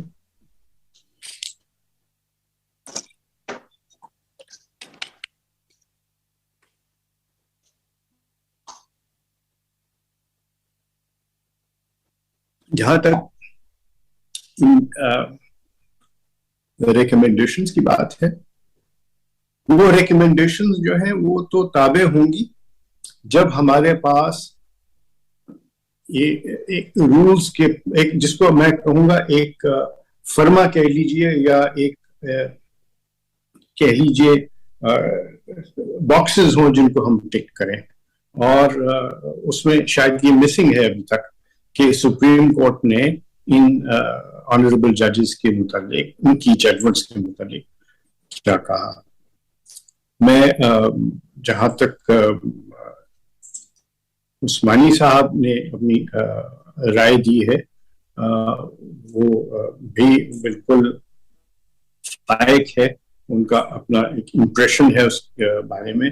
اور جو میں ساری جو سینس لے رہا ہوں وہ شاید یہی ہے کہ اس میں ہم جلدی نہ کریں، اس کے اندر رولز میں جلدی کریں، رولز بنانے میں جلدی کریں تاکہ ہم ایک انفارمڈ ڈیسیژن لے سکیں مل کے. اور جہاں تک ریکمنڈیشنز کی بات ہے، میں سمجھتا ہوں کہ جسٹس اسلام آباد ہائی کورٹ سے ہمیں ضرور کنسیڈر کرنا چاہیے جسٹس اختر مین اللہ کو. لیکن اسی طرح جب ہم کیسے رشید صاحب کو دیکھ رہے ہیں تو ہمیں باقی بھی ڈیٹا دیکھنا ہے کہ سارے معاملے.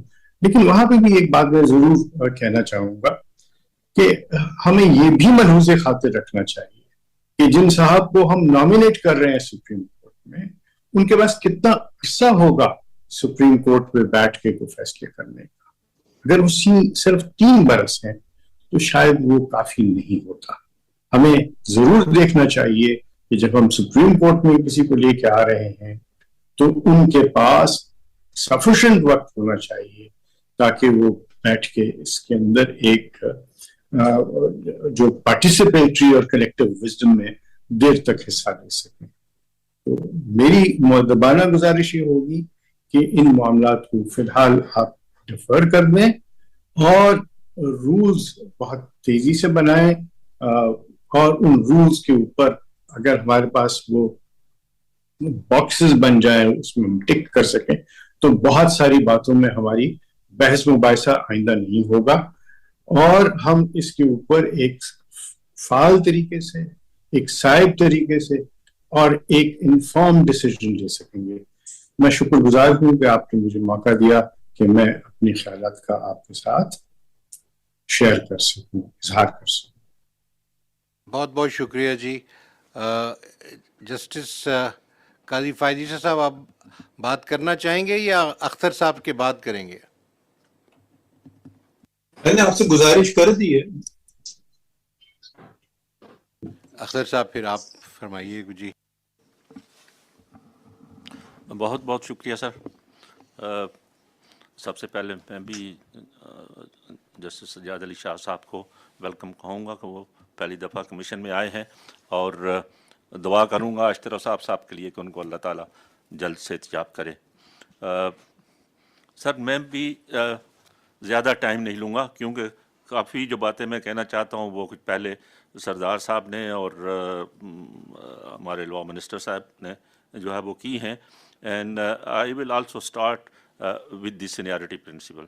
یہ ابھی کی بات نہیں ہے، میرے خیال میں مجھے یہ 5واں سال ہے کمیشن، تیسرا चौथा साल है कमीशन में, शुरू से ये हम कह रहे हैं, और मैं नहीं कह रहा हूँ, बार मुत्तफ़िक़ा तौर पर तमाम बार काउंसिल्स और तमाम बार एसोसिएशंस ये कह रही हैं रूल्स के अंदर अमेंडमेंट का और सीनियरिटी प्रिंसिपल को एडहेयर करने का, और जहाँ तक उसके साथ क्राइटेरिया का, कॉम्पिटेंस का ताल्लुक़ है, और या 4 बातें जो आपने अख़ज़ की थी उन जो एक ही मीटिंग हमारी रूल्स कमेटी की हुई उसके बाद, यानी कॉम्पिटेंस और integrity in capacity and temperament, ये सारी मैं समझता हूँ कि हम रूल्स के अंदर इन चीज़ों के बारे में डिटेल से आना चाहिए, क्योंकि जब हम रूल्स की बात कर रहे हैं तो सिर्फ सुप्रीम कोर्ट के लिए नहीं है, वो हाई कोर्ट के लिए भी है, और फिर हाई कोर्ट के अंदर एलिवेशंस वकला की तरफ से भी है, एलिवेशन फ्रॉम डिस्ट्रिक्ट जुडिशरी भी है,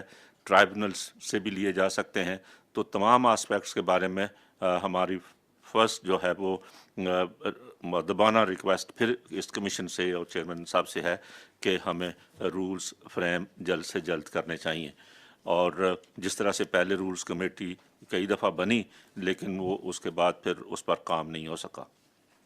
सेकेंडली, जहाँ तक ताल्लुक़ है सिंध के अंदर जो है वो जजेस की एलिवेशन का, तो सबसे पहले तो सर मैं I am very grateful and thankful to honourable chairman and honourable chief justice कि इस मीटिंग के अलावा भी उन्होंने कई दफ़ा डिस्कशन की और मौका दिया हमें बात करने का। तो हमने ये अर्ज़ किया कि ये जो हमारे चीफ जस्टिस साहब हैं सिंध हाई कोर्ट के, उनका नोटिफिकेशन एज एन एडहॉक जज अभी तक है, विथड्रॉ नहीं हुआ टू माई नॉलेज। अगर उनका नोटिफिकेशन एज एन एडहॉक जज अभी तक है तो वो उनको ये कैसे नहीं कह सकते कि वो कॉम्पिटेंट नहीं है टू बी ए जज ऑफ दी सुप्रीम कोर्ट। तो इसलिए पहले हमेशा मैं ये अर्ज़ करता रहा हूँ कि भाई पहले उनके बारे में डिसाइड करें कि भाई वो, और अगर इसके बाद अभी वो उनको परमानेंट जज बनाने से अगर वो आने के लिए भी इनकार करते हैं तो फिर आई एग्री विद सरदार साहब के उनके खिलाफ फिर कोई और कार्रवाई होनी चाहिए। तो इसलिए पहली चीज़ तो यहीं से हमारा सिंध हाई कोर्ट के बारे में मसाइल जो है वो शुरू होते हैं, और उसी वजह से पहले भी मैं यहाँ खुशकिस्मती है हमारी सजाद अली शाह साहब भी मौजूद हैं और सरमद साहब भी कि हमारी हाई कोर्ट के अंदर काफ़ी चीज़ें इन कई सालों के अंदर जो है वो ये चीज़ें हो रही हैं, और जजेस के अंदर भी, और मैंने बगैर इस मीटिंग के भी कहा है कि एक अरसे तक जजेस टी रूम में नहीं जाते, एक दूसरे के साथ जो है वो एंटेगोनिज्म है। तो ये सारा डिपेंड करता है लीडरशिप पर कि अगर चीफ जस्टिस साहब जो है वो कमांड रखते हैं और बोर्ड हैं और चीज़ें हैं तो हाई कोर्ट की फंक्शनिंग भी बेहतर होगी। मैं सर मैंने एक लेटर रिसीव किया, रेजिग्नेशन आज वो अखबार में भी आ गया है किसी एक सिविल जज का, और वो सिविल जज ने जो है वो 6-7-8 पेज का लेटर लिखा है, सो नाइसली रिटन लेटर, और so he has analysed the functioning of the judiciary, district judiciary Sindh में। तो इतनी हमारे यहाँ खराबियाँ पैदा हो चुकी हैं कि उनको सर आपको और इस कमीशन को गौर करने की ज़रूरत है। जहाँ तक आप कहें कि कंपेयर करने का, तो अब जस्ट इरफान सादात साहब के बारे में कहा गया sir, very honestly and to my very little knowledge, अगर मैं जजमेंट कंपेयर करता हूँ फुलपोटो साहब की तो इरफान सादात साहब मुझसे उनसे कहीं आगे नज़र आते हैं। अब आप इरफान फुलपोटो साहब ने जो बेस्ट जजमेंट्स हैं वो 11 दी हैं, 8 उसमें से जो है वो क्रिमिनल साइड की हैं, 2 जुडिशल ऑफिसर्स का सर्विस मैटर है और 1 ECL की पिटीशन है। अब उनका क्या काम है जिनको कॉम्पिटेंट समझा गया है by passing the all above. तो इसलिए मैं तो उनसे कहीं ज़्यादा कॉम्पिटेंट भी और हर लिहाज से इंटेग्रिटी वाइज भी जो है वो इरफान सादात साहब को समझता हूँ। उनकी पर्सनैलिटी के बारे में इशारा किया है हमारे लॉ मिनिस्टर साहब ने, फुलपोटो साहब की, और मैंने आपके सामने मीटिंग से बाहर भी बताया उनकी पर्सनैलिटी के हवाले से, और आपकी नॉलेज में भी आया है। तो ज़्यादा हम नहीं उनकी पर्सनैलिटी के बारे में भी कुछ कहना चाहते, लेकिन किसी सूरत में भी उनको फुलपोटो साहब को सुप्रीम कोर्ट के लिए मैं नहीं समझता कि उनको यहाँ अपॉइंट किया जाए। जहाँ तक ताल्लुक़ है اس کے بعد عقیل عباسی صاحب کا. سر عقیل عباسی صاحب از ویری کمپیٹنٹ جج. میں نے ان کے ساتھ وکالت کی ہے, میں نے ان کے سامنے کورٹ میں جو ہے وہ روز نہیں تو جو ہے وہ پیش ہوتے رہتے ہیں, اور ان سے زیادہ پولائٹ آدمی کوئی نہیں ہے. جو انسٹینسز آپ نے فرمائی ان کے بارے میں, ان کے ٹیمپرامنٹ کے بارے میں, وہ 2-3 انسیڈنٹ جو ہیں وہ ان کو جب آپ نے بائی پاس کیا تو اس کے بعد یہ چیزیں ہوئیں. جیسے سرمد عثمانی صاحب نے فرمایا کہ بھائی جب آپ ایک صاحب کو اس کی سینیرٹی کو بائی پاس کریں گے 1 دفعہ 2 دفعہ 3 دفعہ, تو وہ ان کے کچھ نہ کچھ اس حوالے سے ان میں تلخی آئے گی.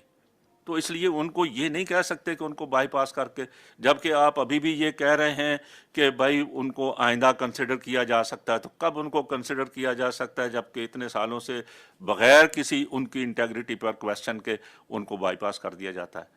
تو اس لحاظ سے میں یہ سمجھتا ہوں کہ آئی ہیو نتھنگ ٹو سے اگینسٹ اور جو ہمارے اسد نظر رضوی صاحب ہیں یا شفیع صدیقی صاحب ہیں, لیکن میں سمجھتا ہوں کہ سینیارٹی پرنسپل پر آئندہ ان کو بھی کنسیڈر کیا جا سکتا ہے, لیکن سینیارٹی پرنسپل کو اور کمپیٹنس کو سامنے رکھتے ہوئے ہمیں نمبر 1, 2, 3 میں سے جو ہے فرسٹ ڈیسائیڈ کریں پہلے چیف جسٹس صاحب کا, اور اس کے بعد جو ہے وہ ہو سکتا ہے کہ ایک چیف جسٹس بن جائیں یا نمبر 2 اور 3 پر ہیں ان کو 2 ججز آپ وہاں سے لے سکتے ہیں پریزنٹلی, اور ایک تو ابھی اینٹیسپیٹڈ ویکینسی کے اوپر میں نہیں سمجھتا کہ اس وقت ہمیں اپوائنٹمنٹ کرنی چاہیے.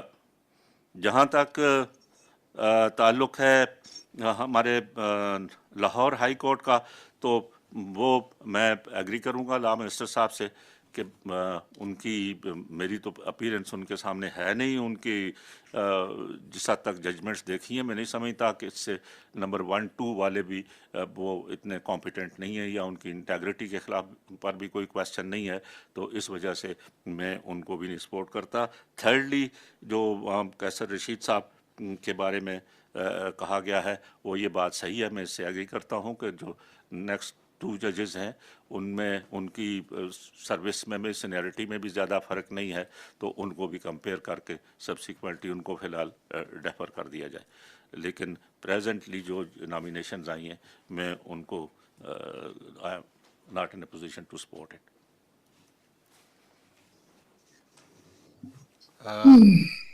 I think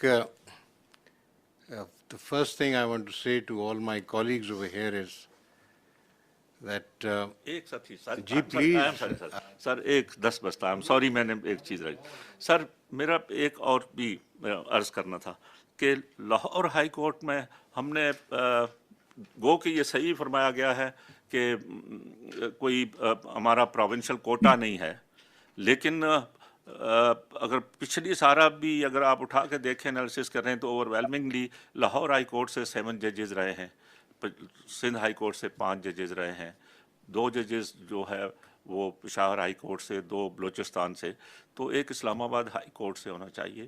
میں سمجھتا ہوں کہ یہ فی الحال تو ہمیں پنجاب سے لینے کی بجائے آلریڈی 7 ججز لاہور ہائی کورٹ سے سپریم کورٹ میں ہیں, اور اگر یہ اپوائنٹمنٹ آپ اسلام آباد ہائی کورٹ سے کریں گے تو I request that.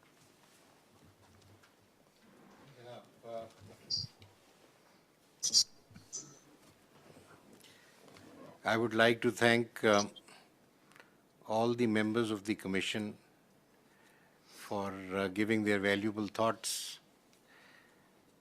I would have requested Justice Faiz Isa to express his thoughts, but he doesn't want to share them till I've spoken. Out of courtesy, Justice Faiz Isa, I'll say something now, but if you have something that requires my input, I would then respond to that. First thing that I can gather from our discussion today is that mashallah, the learned two judges, Justice Tariq Masood Saab and Justice Sarmad Usmani Saab, are both of the view that Mr. Pulpoto writes average judgments. This view appears to be shared by Mr. Akhtar Hussain.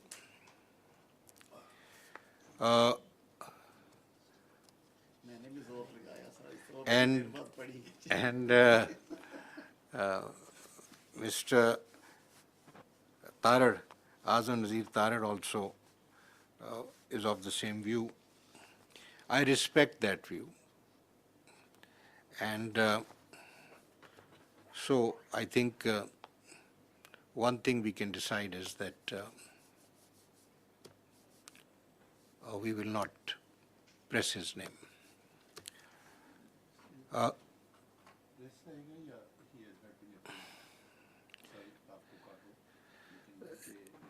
ठीक ठीक इसमें आपको एक बात बताएं हाँ जी हाँ जी I can you see remember Sardar Sahab, we are talking about a High Court judge and we have to respect their sentiments also in the way they are treated. Just like Mr. Akhtar Hussain and Justice Sarmad Usmani Sahab have spoken about how the temperament of Justice Aqil Abbasi may have been affected by the events that have taken place in the recent past. In the same way, we must always remember that whilst treating judges, we must extend them courtesy and respect. Pulpoto Sahab is a judge at serial number 7 of the Sindh High Court. He is doing good work. He did not come to us for recommending him. It is on my own inquiries that I selected his name. So if not today, if tomorrow he is good, he'll come. Otherwise, there are 9 people sitting here. They will again analyze his work and come to a conclusion.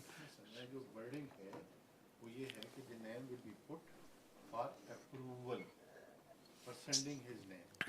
Approved hai ya not approved hai. There's nothing in between. Chalo, I'll. Nothing in between. And the second thing, my brother say you can withdraw it.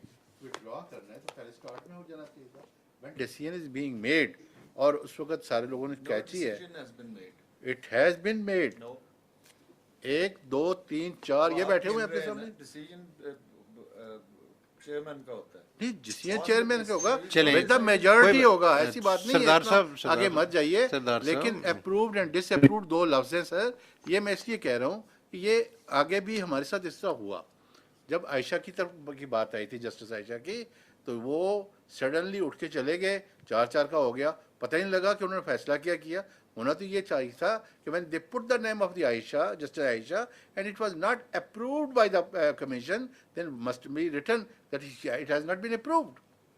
और ये देखें sir ये इस तरीके से इससे तो फिर मामला ही नहीं एंड होता रोज दूसरे दिन फिर वही बंदे आ जाएंगे जी तीसरे दिन फिर वही बंदे आ जाएंगे आ सकते होंगे तो मुझे कोई इतराज नहीं है लेकिन एटलीस्ट टुडे जो आज वर्ड है वो ये है कि their name has been disapproved बस दिस यू नीड यही मिनट्स में आना चाहिए Chale, we'll keep that in mind. We'll keep that in mind. You feel very strongly about this because you did the same thing when we had said the same thing when we had the Sindh High Court elevations in mind under consideration. And I understand your point of view.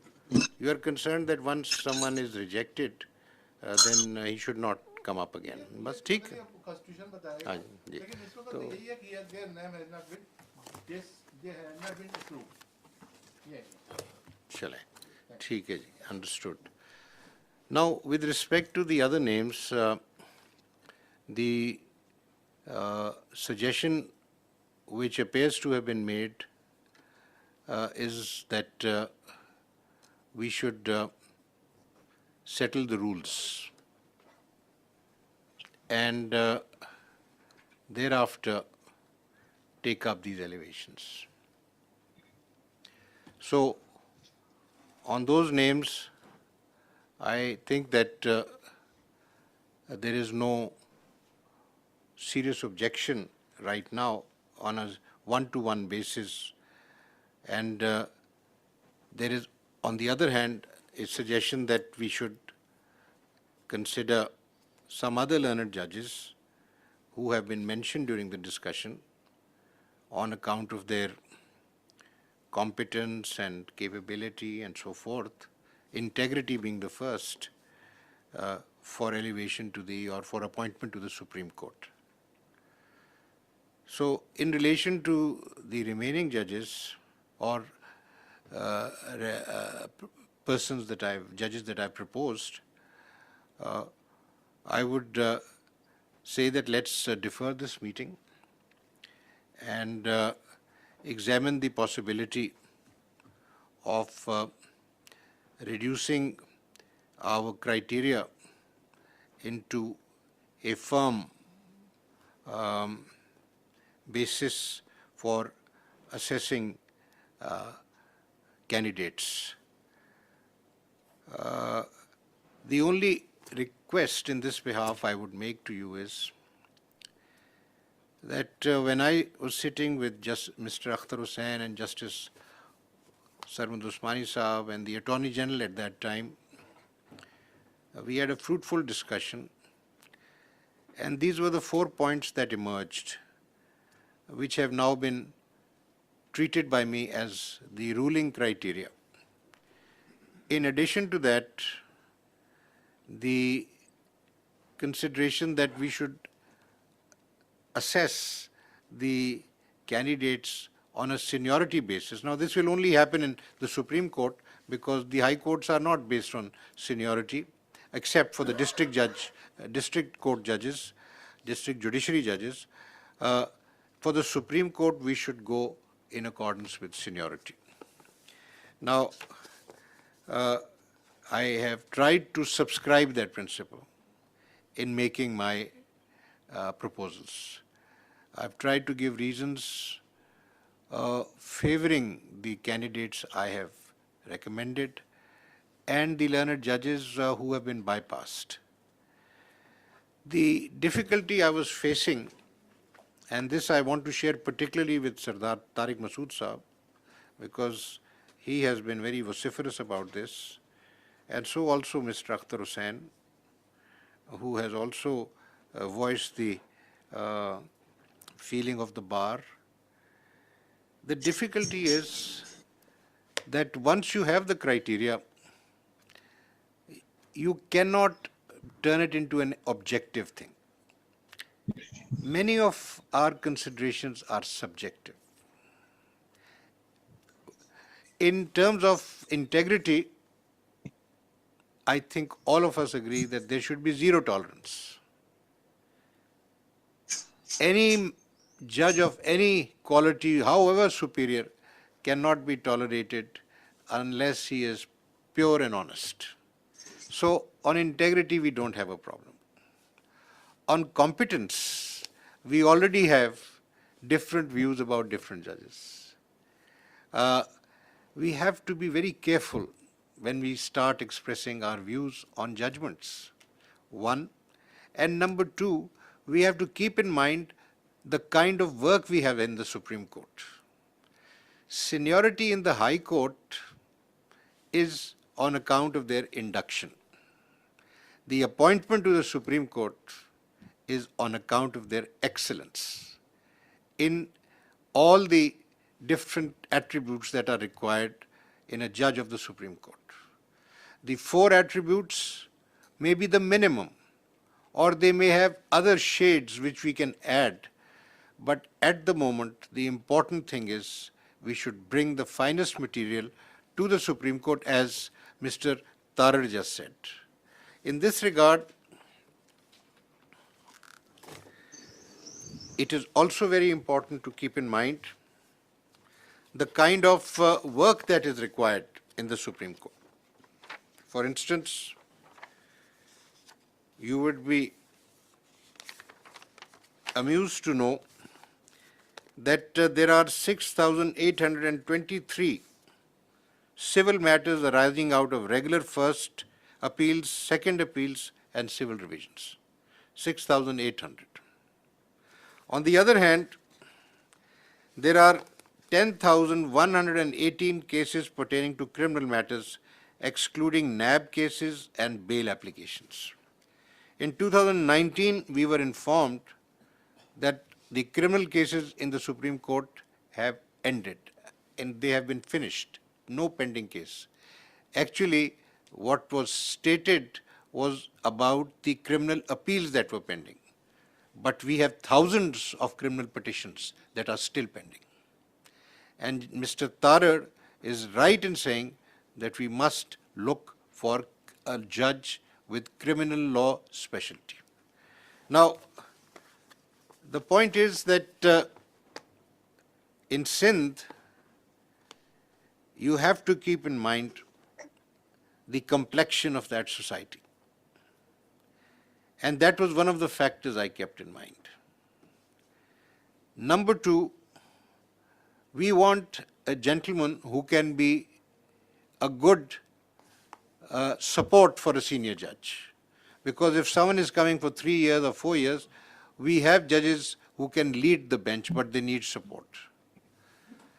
What has happened, transpired today is that persons amongst members of the commission who are familiar with criminal law, they have opined that the quality of appreciation of law as well as record and evidence in Mr.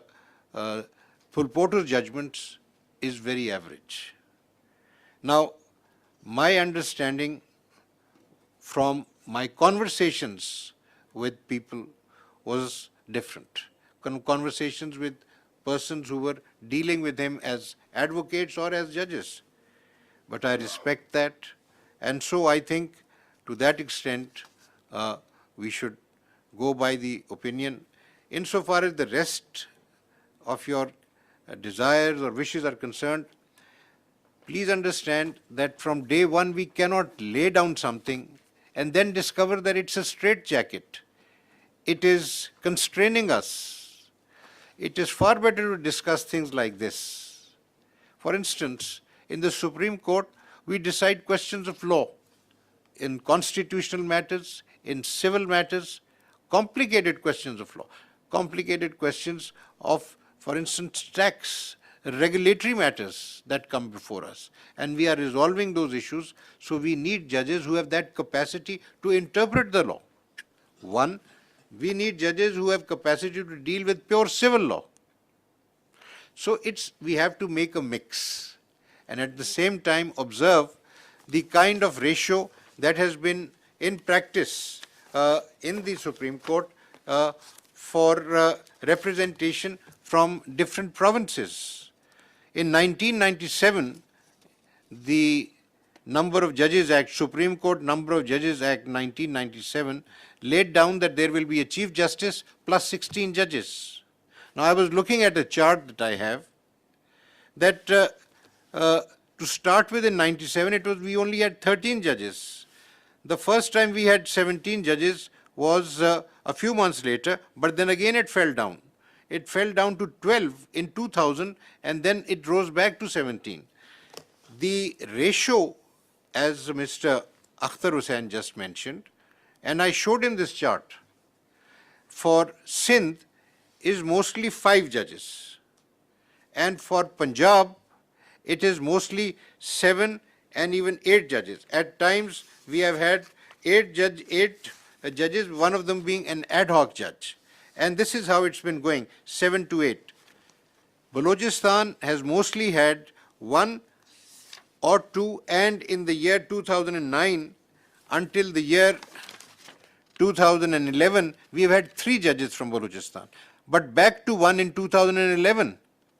And 2013 and 14, for some reason, there was no judge from Balochistan. So the figure has been varying, but there is a certain ratio to which the numbers would come back.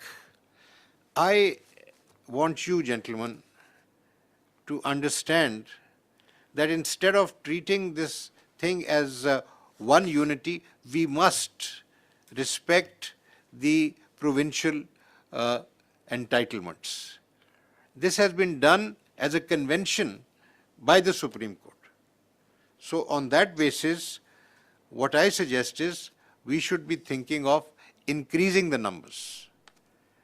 I have been thinking about this, and if you gentlemen agree, endorse my point of view, and I can approach the government for legislation, for the amendment in the Act, so that we can have a couple of more judges. This will give us more freedom. And in any case, with 50,000 cases pending, we need more work to be done, which requires more hands. So that's the other thing. But I would request you that putting down things in rules immediately is a difficult thing. It's not that easy. If we sit down and start analyzing the different facets of a judge's character, his disposition, his work, and so forth, we might, with the time, with experience, be able to refine that. Today, I have seen that the analysis of judgments by Justice Tariq is excellent remark. But incidentally, I have done the same analysis, and I'll just give you the figures. I'll just give you the figures that how many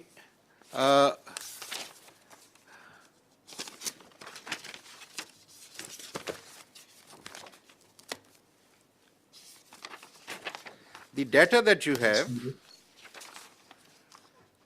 from the data provided by the learned judges, and these are judges, all the judges from the Supreme Court and all the judges from the Lahore High Court, but obviously only one judge from the Peshawar High Court.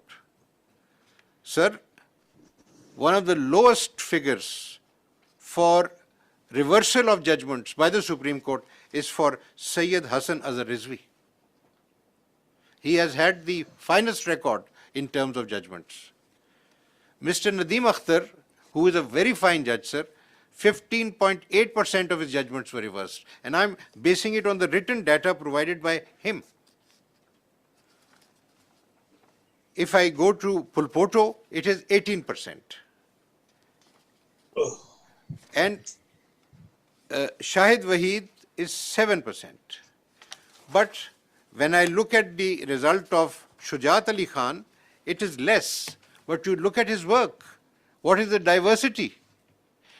Most of his work is in writ petitions. He is deciding rent matters in writ petitions, family matters in writ petitions. The main thing is the core work lies in appeals or revisions. He hasn't done that. He's never worked really on the civil side. So what we do today is, let me request all of you to apply the same criteria. If you need more data, I'll bring the data. But if you connect it with the framing of rules, that will take time. We will be short of 5 judges next month. And we have 50,000 cases to decide. My request to you, gentlemen, is to apply your minds the way you have applied today, so that we make positive progress. When we evaluate the next candidates, give me any more criteria, any more data that you want, I'll put it together. And you know, the other thing which I must inform you about is that on account of the criticism that our registrar has faced, he has gone on leave. And he's told me, sir, I'm a grade 22 officer, I've had a good career. I can't work in these conditions. What is the result, Sardar Tariq Masood Sahab? Sir, I have written all this material. I had no assistance.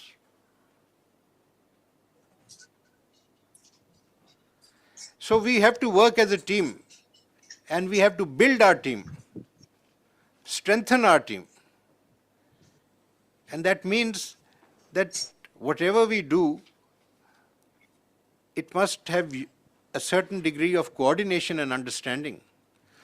Imagine the kind of proceedings we've had today and what we did on 28th of June for 5 hours. I'm so grateful to each one of you for being focused and for being so clear in your formulations and statements. So, with your consent, gentlemen, let's say goodbye to Mr. Fulpoto. And I think to satisfy Justice Tariq Masood Saab, we would say that he has been considered but not found fit for elevation. Is this what you want to say? Not recommended. Not recommended for elevation. ठीक है जी? Okay. For the rest, we defer to meet again and for me to make further and other recommendations. You have given me some names. I don't want to discuss my reservations about Justice Akil Abbasi. I have material on that. Mr. Akhtar Hussain knows about it. And Mr. Tarar knows about it. And I have mentioned to some extent Justice Tariq Masood Saab also knows about it. But today I will tell you that I will meet him personally and I will form an opinion about him. If necessary, I will request one of my colleagues in this commission to join me and we can have an exchange with him, exchange of thoughts and so forth. And I'll come back and report that. In an informal meeting, without a formal meeting, I'll inform you what I have respect for him. I mean, I have no connection with Karachi, no personal likes or dislikes, but I go by the record.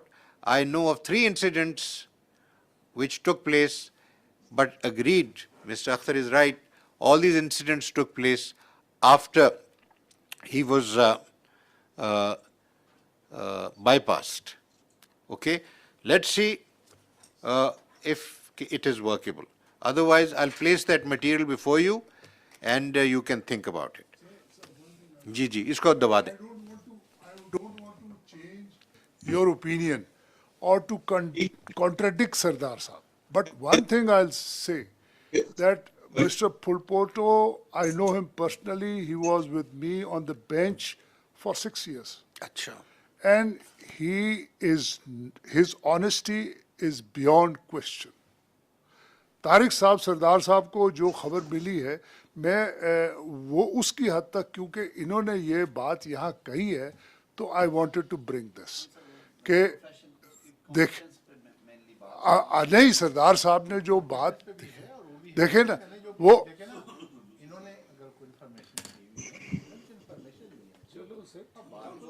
नहीं देखे वो मैंने एक आई just wanted to मैं इनको contradict नहीं कर रहा पहले मैंने ये कहा है मैं किसी को कॉन्ट्रडिक्ट नहीं कर रहा बट जब ये एक बात आई है इंटीग्रिटी पे तो I just wanted to bring it on आप बिल्कुल ठीक कह रहे हैं and it will be very hurtful for him yes ये अगर ऐसी बात आप देखें ना सबको डेफर कर रहे हैं आप उसको वो कर रहे हैं और आपने 4-4 का वोट है इस वक्त तो फिर आप उसको ड्रॉप कैसे कर रहे हैं 4-4 का वोट है अनलेस यू देखे ना सबके लिए वोट मंगवा नहीं तो देखे ना ये यही बात है ना नहीं मैंने देखिए तारिक साहब आप गुस्सा नहीं करें please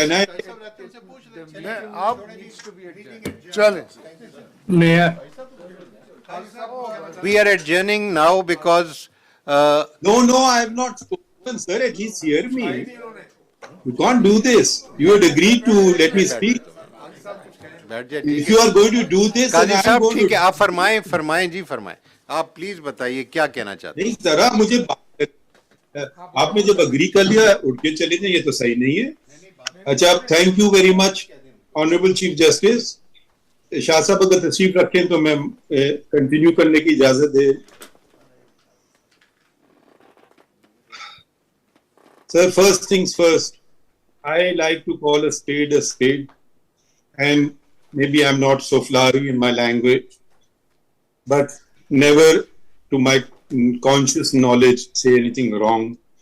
Anticipated vacancies are an illegality and unconstitutional. Look at the people in this room. Can they even contemplate violating the Constitution of Pakistan? The first point. The second point is on Article 206, seeking opinions from certain judges and not from certain judges, or certain judges unilaterally writing to the Chief Justice. I don't want to be here. Sir, there was a time when you asked me this. Maybe even now, I would have said the same thing. Does that mean anything? Are we making 206 redundant? If a person asks and he says, yes, I want to be there, well, probably that's a disqualifying factor. The Constitution has provided a solution. You don't ask, you don't hear a person, sir, I want to become a judge of the Supreme Court. Sir, I don't want to become a judge of the Supreme Court. If you start doing this, we are violating the Constitution of Pakistan. We're talking about conventions. Here I'm talking about the letter of the Constitution. Please do not violate the Constitution. Please let us not rewrite the Constitution. I don't have such powers, nor do I claim such powers. Then we have spoken about, there is another aspect. We immediately disregard the Chief Justices. After all, sir, you sit there because of being senior most. Your predecessors sat in your chair because they were senior most. Of course, the answer will come immediately. The Constitution provides that. Let us then not see the spirit of the Constitution and other reasons in the Constitution. Who sits on the Supreme Judicial Council? The junior most judge in this High Court? No. Two senior most Chief Justices. Why? That is the spirit of the Constitution. Two senior most Chief Justices. They can remove the judges in this room, but they're not fit to be appointed as judges to the Supreme Court. What irony. So if we are going to innovate, I do not like innovating with the Constitution or playing with the Constitution.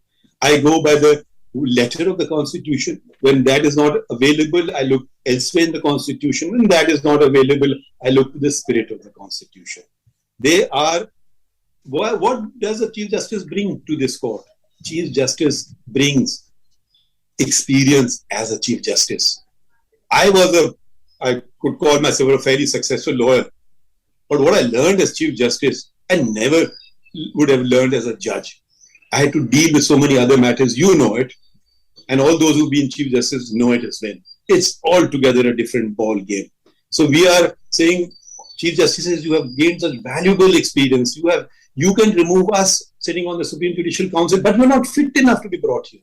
Arbitrarily, by all means, consider them, analyze them, reject them. I have no issue. Bypass them, whatever word you want to use. But let's not first in army faction say, who wants to, you are volunteering for the job.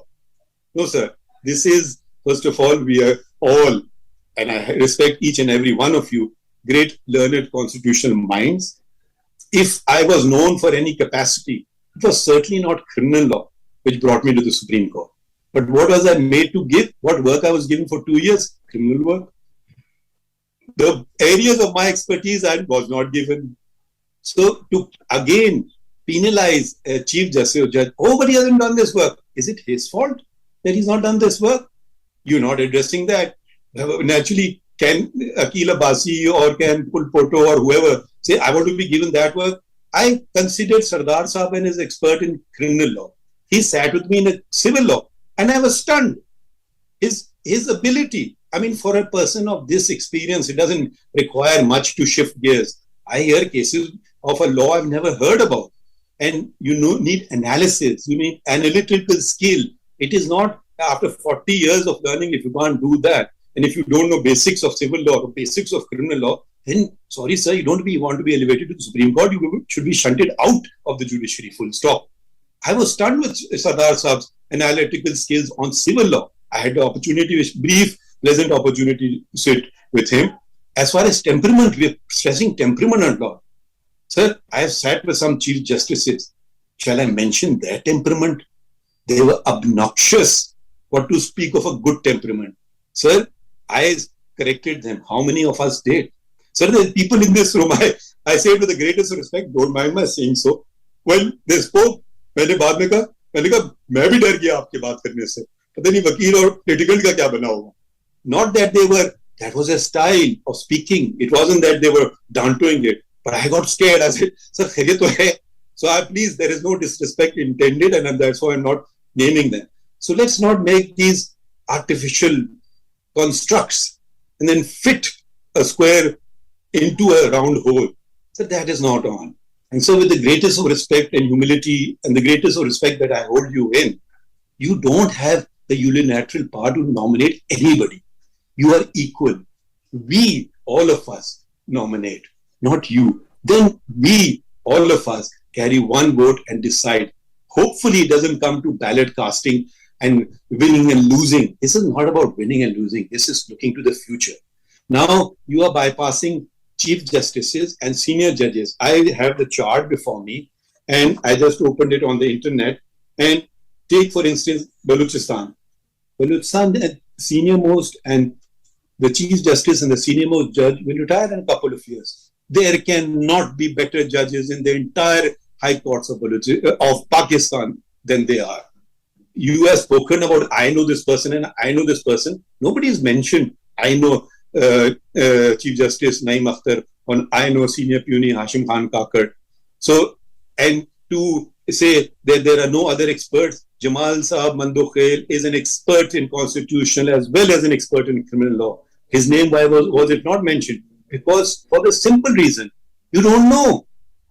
But you're not prepared to hear people. You say, I met, with the greatest respect, sir, you met Akhtar Saab and you met so and so. Sir, we share a common boundary wall. You never meet me. So, but anyways, that's your discretion. I can offer some bad advice or maybe some good advice at times. So these are matters of grave urgency. Criteria committee, I was not a part of. Chalo, Sir, you headed it. Let me continue. Please, sir, please, sir, patience. I heard everyone. Sir, I didn't utter a word this time. So I did not, and then you signed that we have to meet again and then you produce a criteria. So, sorry, sir, it is, as a Muslim, it is my duty to, if someone speaks wrong, to say so. So that is wrong. Your own handwriting says the criteria has not been settled. Competence, integrity, can anybody say, no, we want incompetent judges. No, we want judges who want integrity. No, we want dishonest judges. That's a given.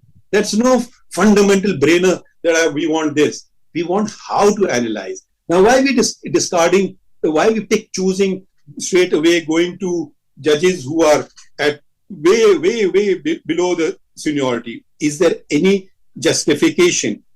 Are we even, no mention is made of Ahmed Ali Sheikh, one letter, and what he went through is hell.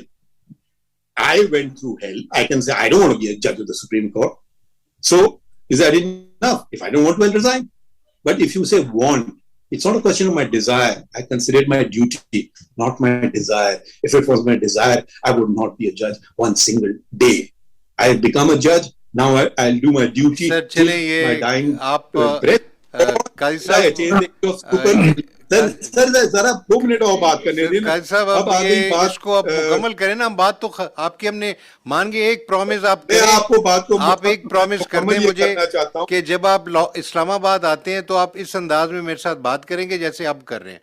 तो फिर इंशाल्लाह देखना कि हमारी कितनी आपस में discussions होंगे. मेरा अंदाज सर बहुत अच्छा है. आप भी थोड़ा सा मेरा अंदाज हम सरदार तारिक साहब को भी बिठाएंगे अपने अच्छा. चलिए ठीक है सर, मैं अब मुझे जरा से बात करने दें. मैं चाहता हूं कि ये हम मुस्तरद करें इस बात को कि honourable chief justice has the sole discretion to appoint जजेस. मैं इस बात पे वोट करें कि the judicial commission of Pakistan will discuss the matter and not it should be done unilaterally by only consider the 5 volunteers put forward in true military fashion to volunteer for the mission. No, let's consider 10, let's consider 20. Let's Thank you, sir. put forward Can I tell later.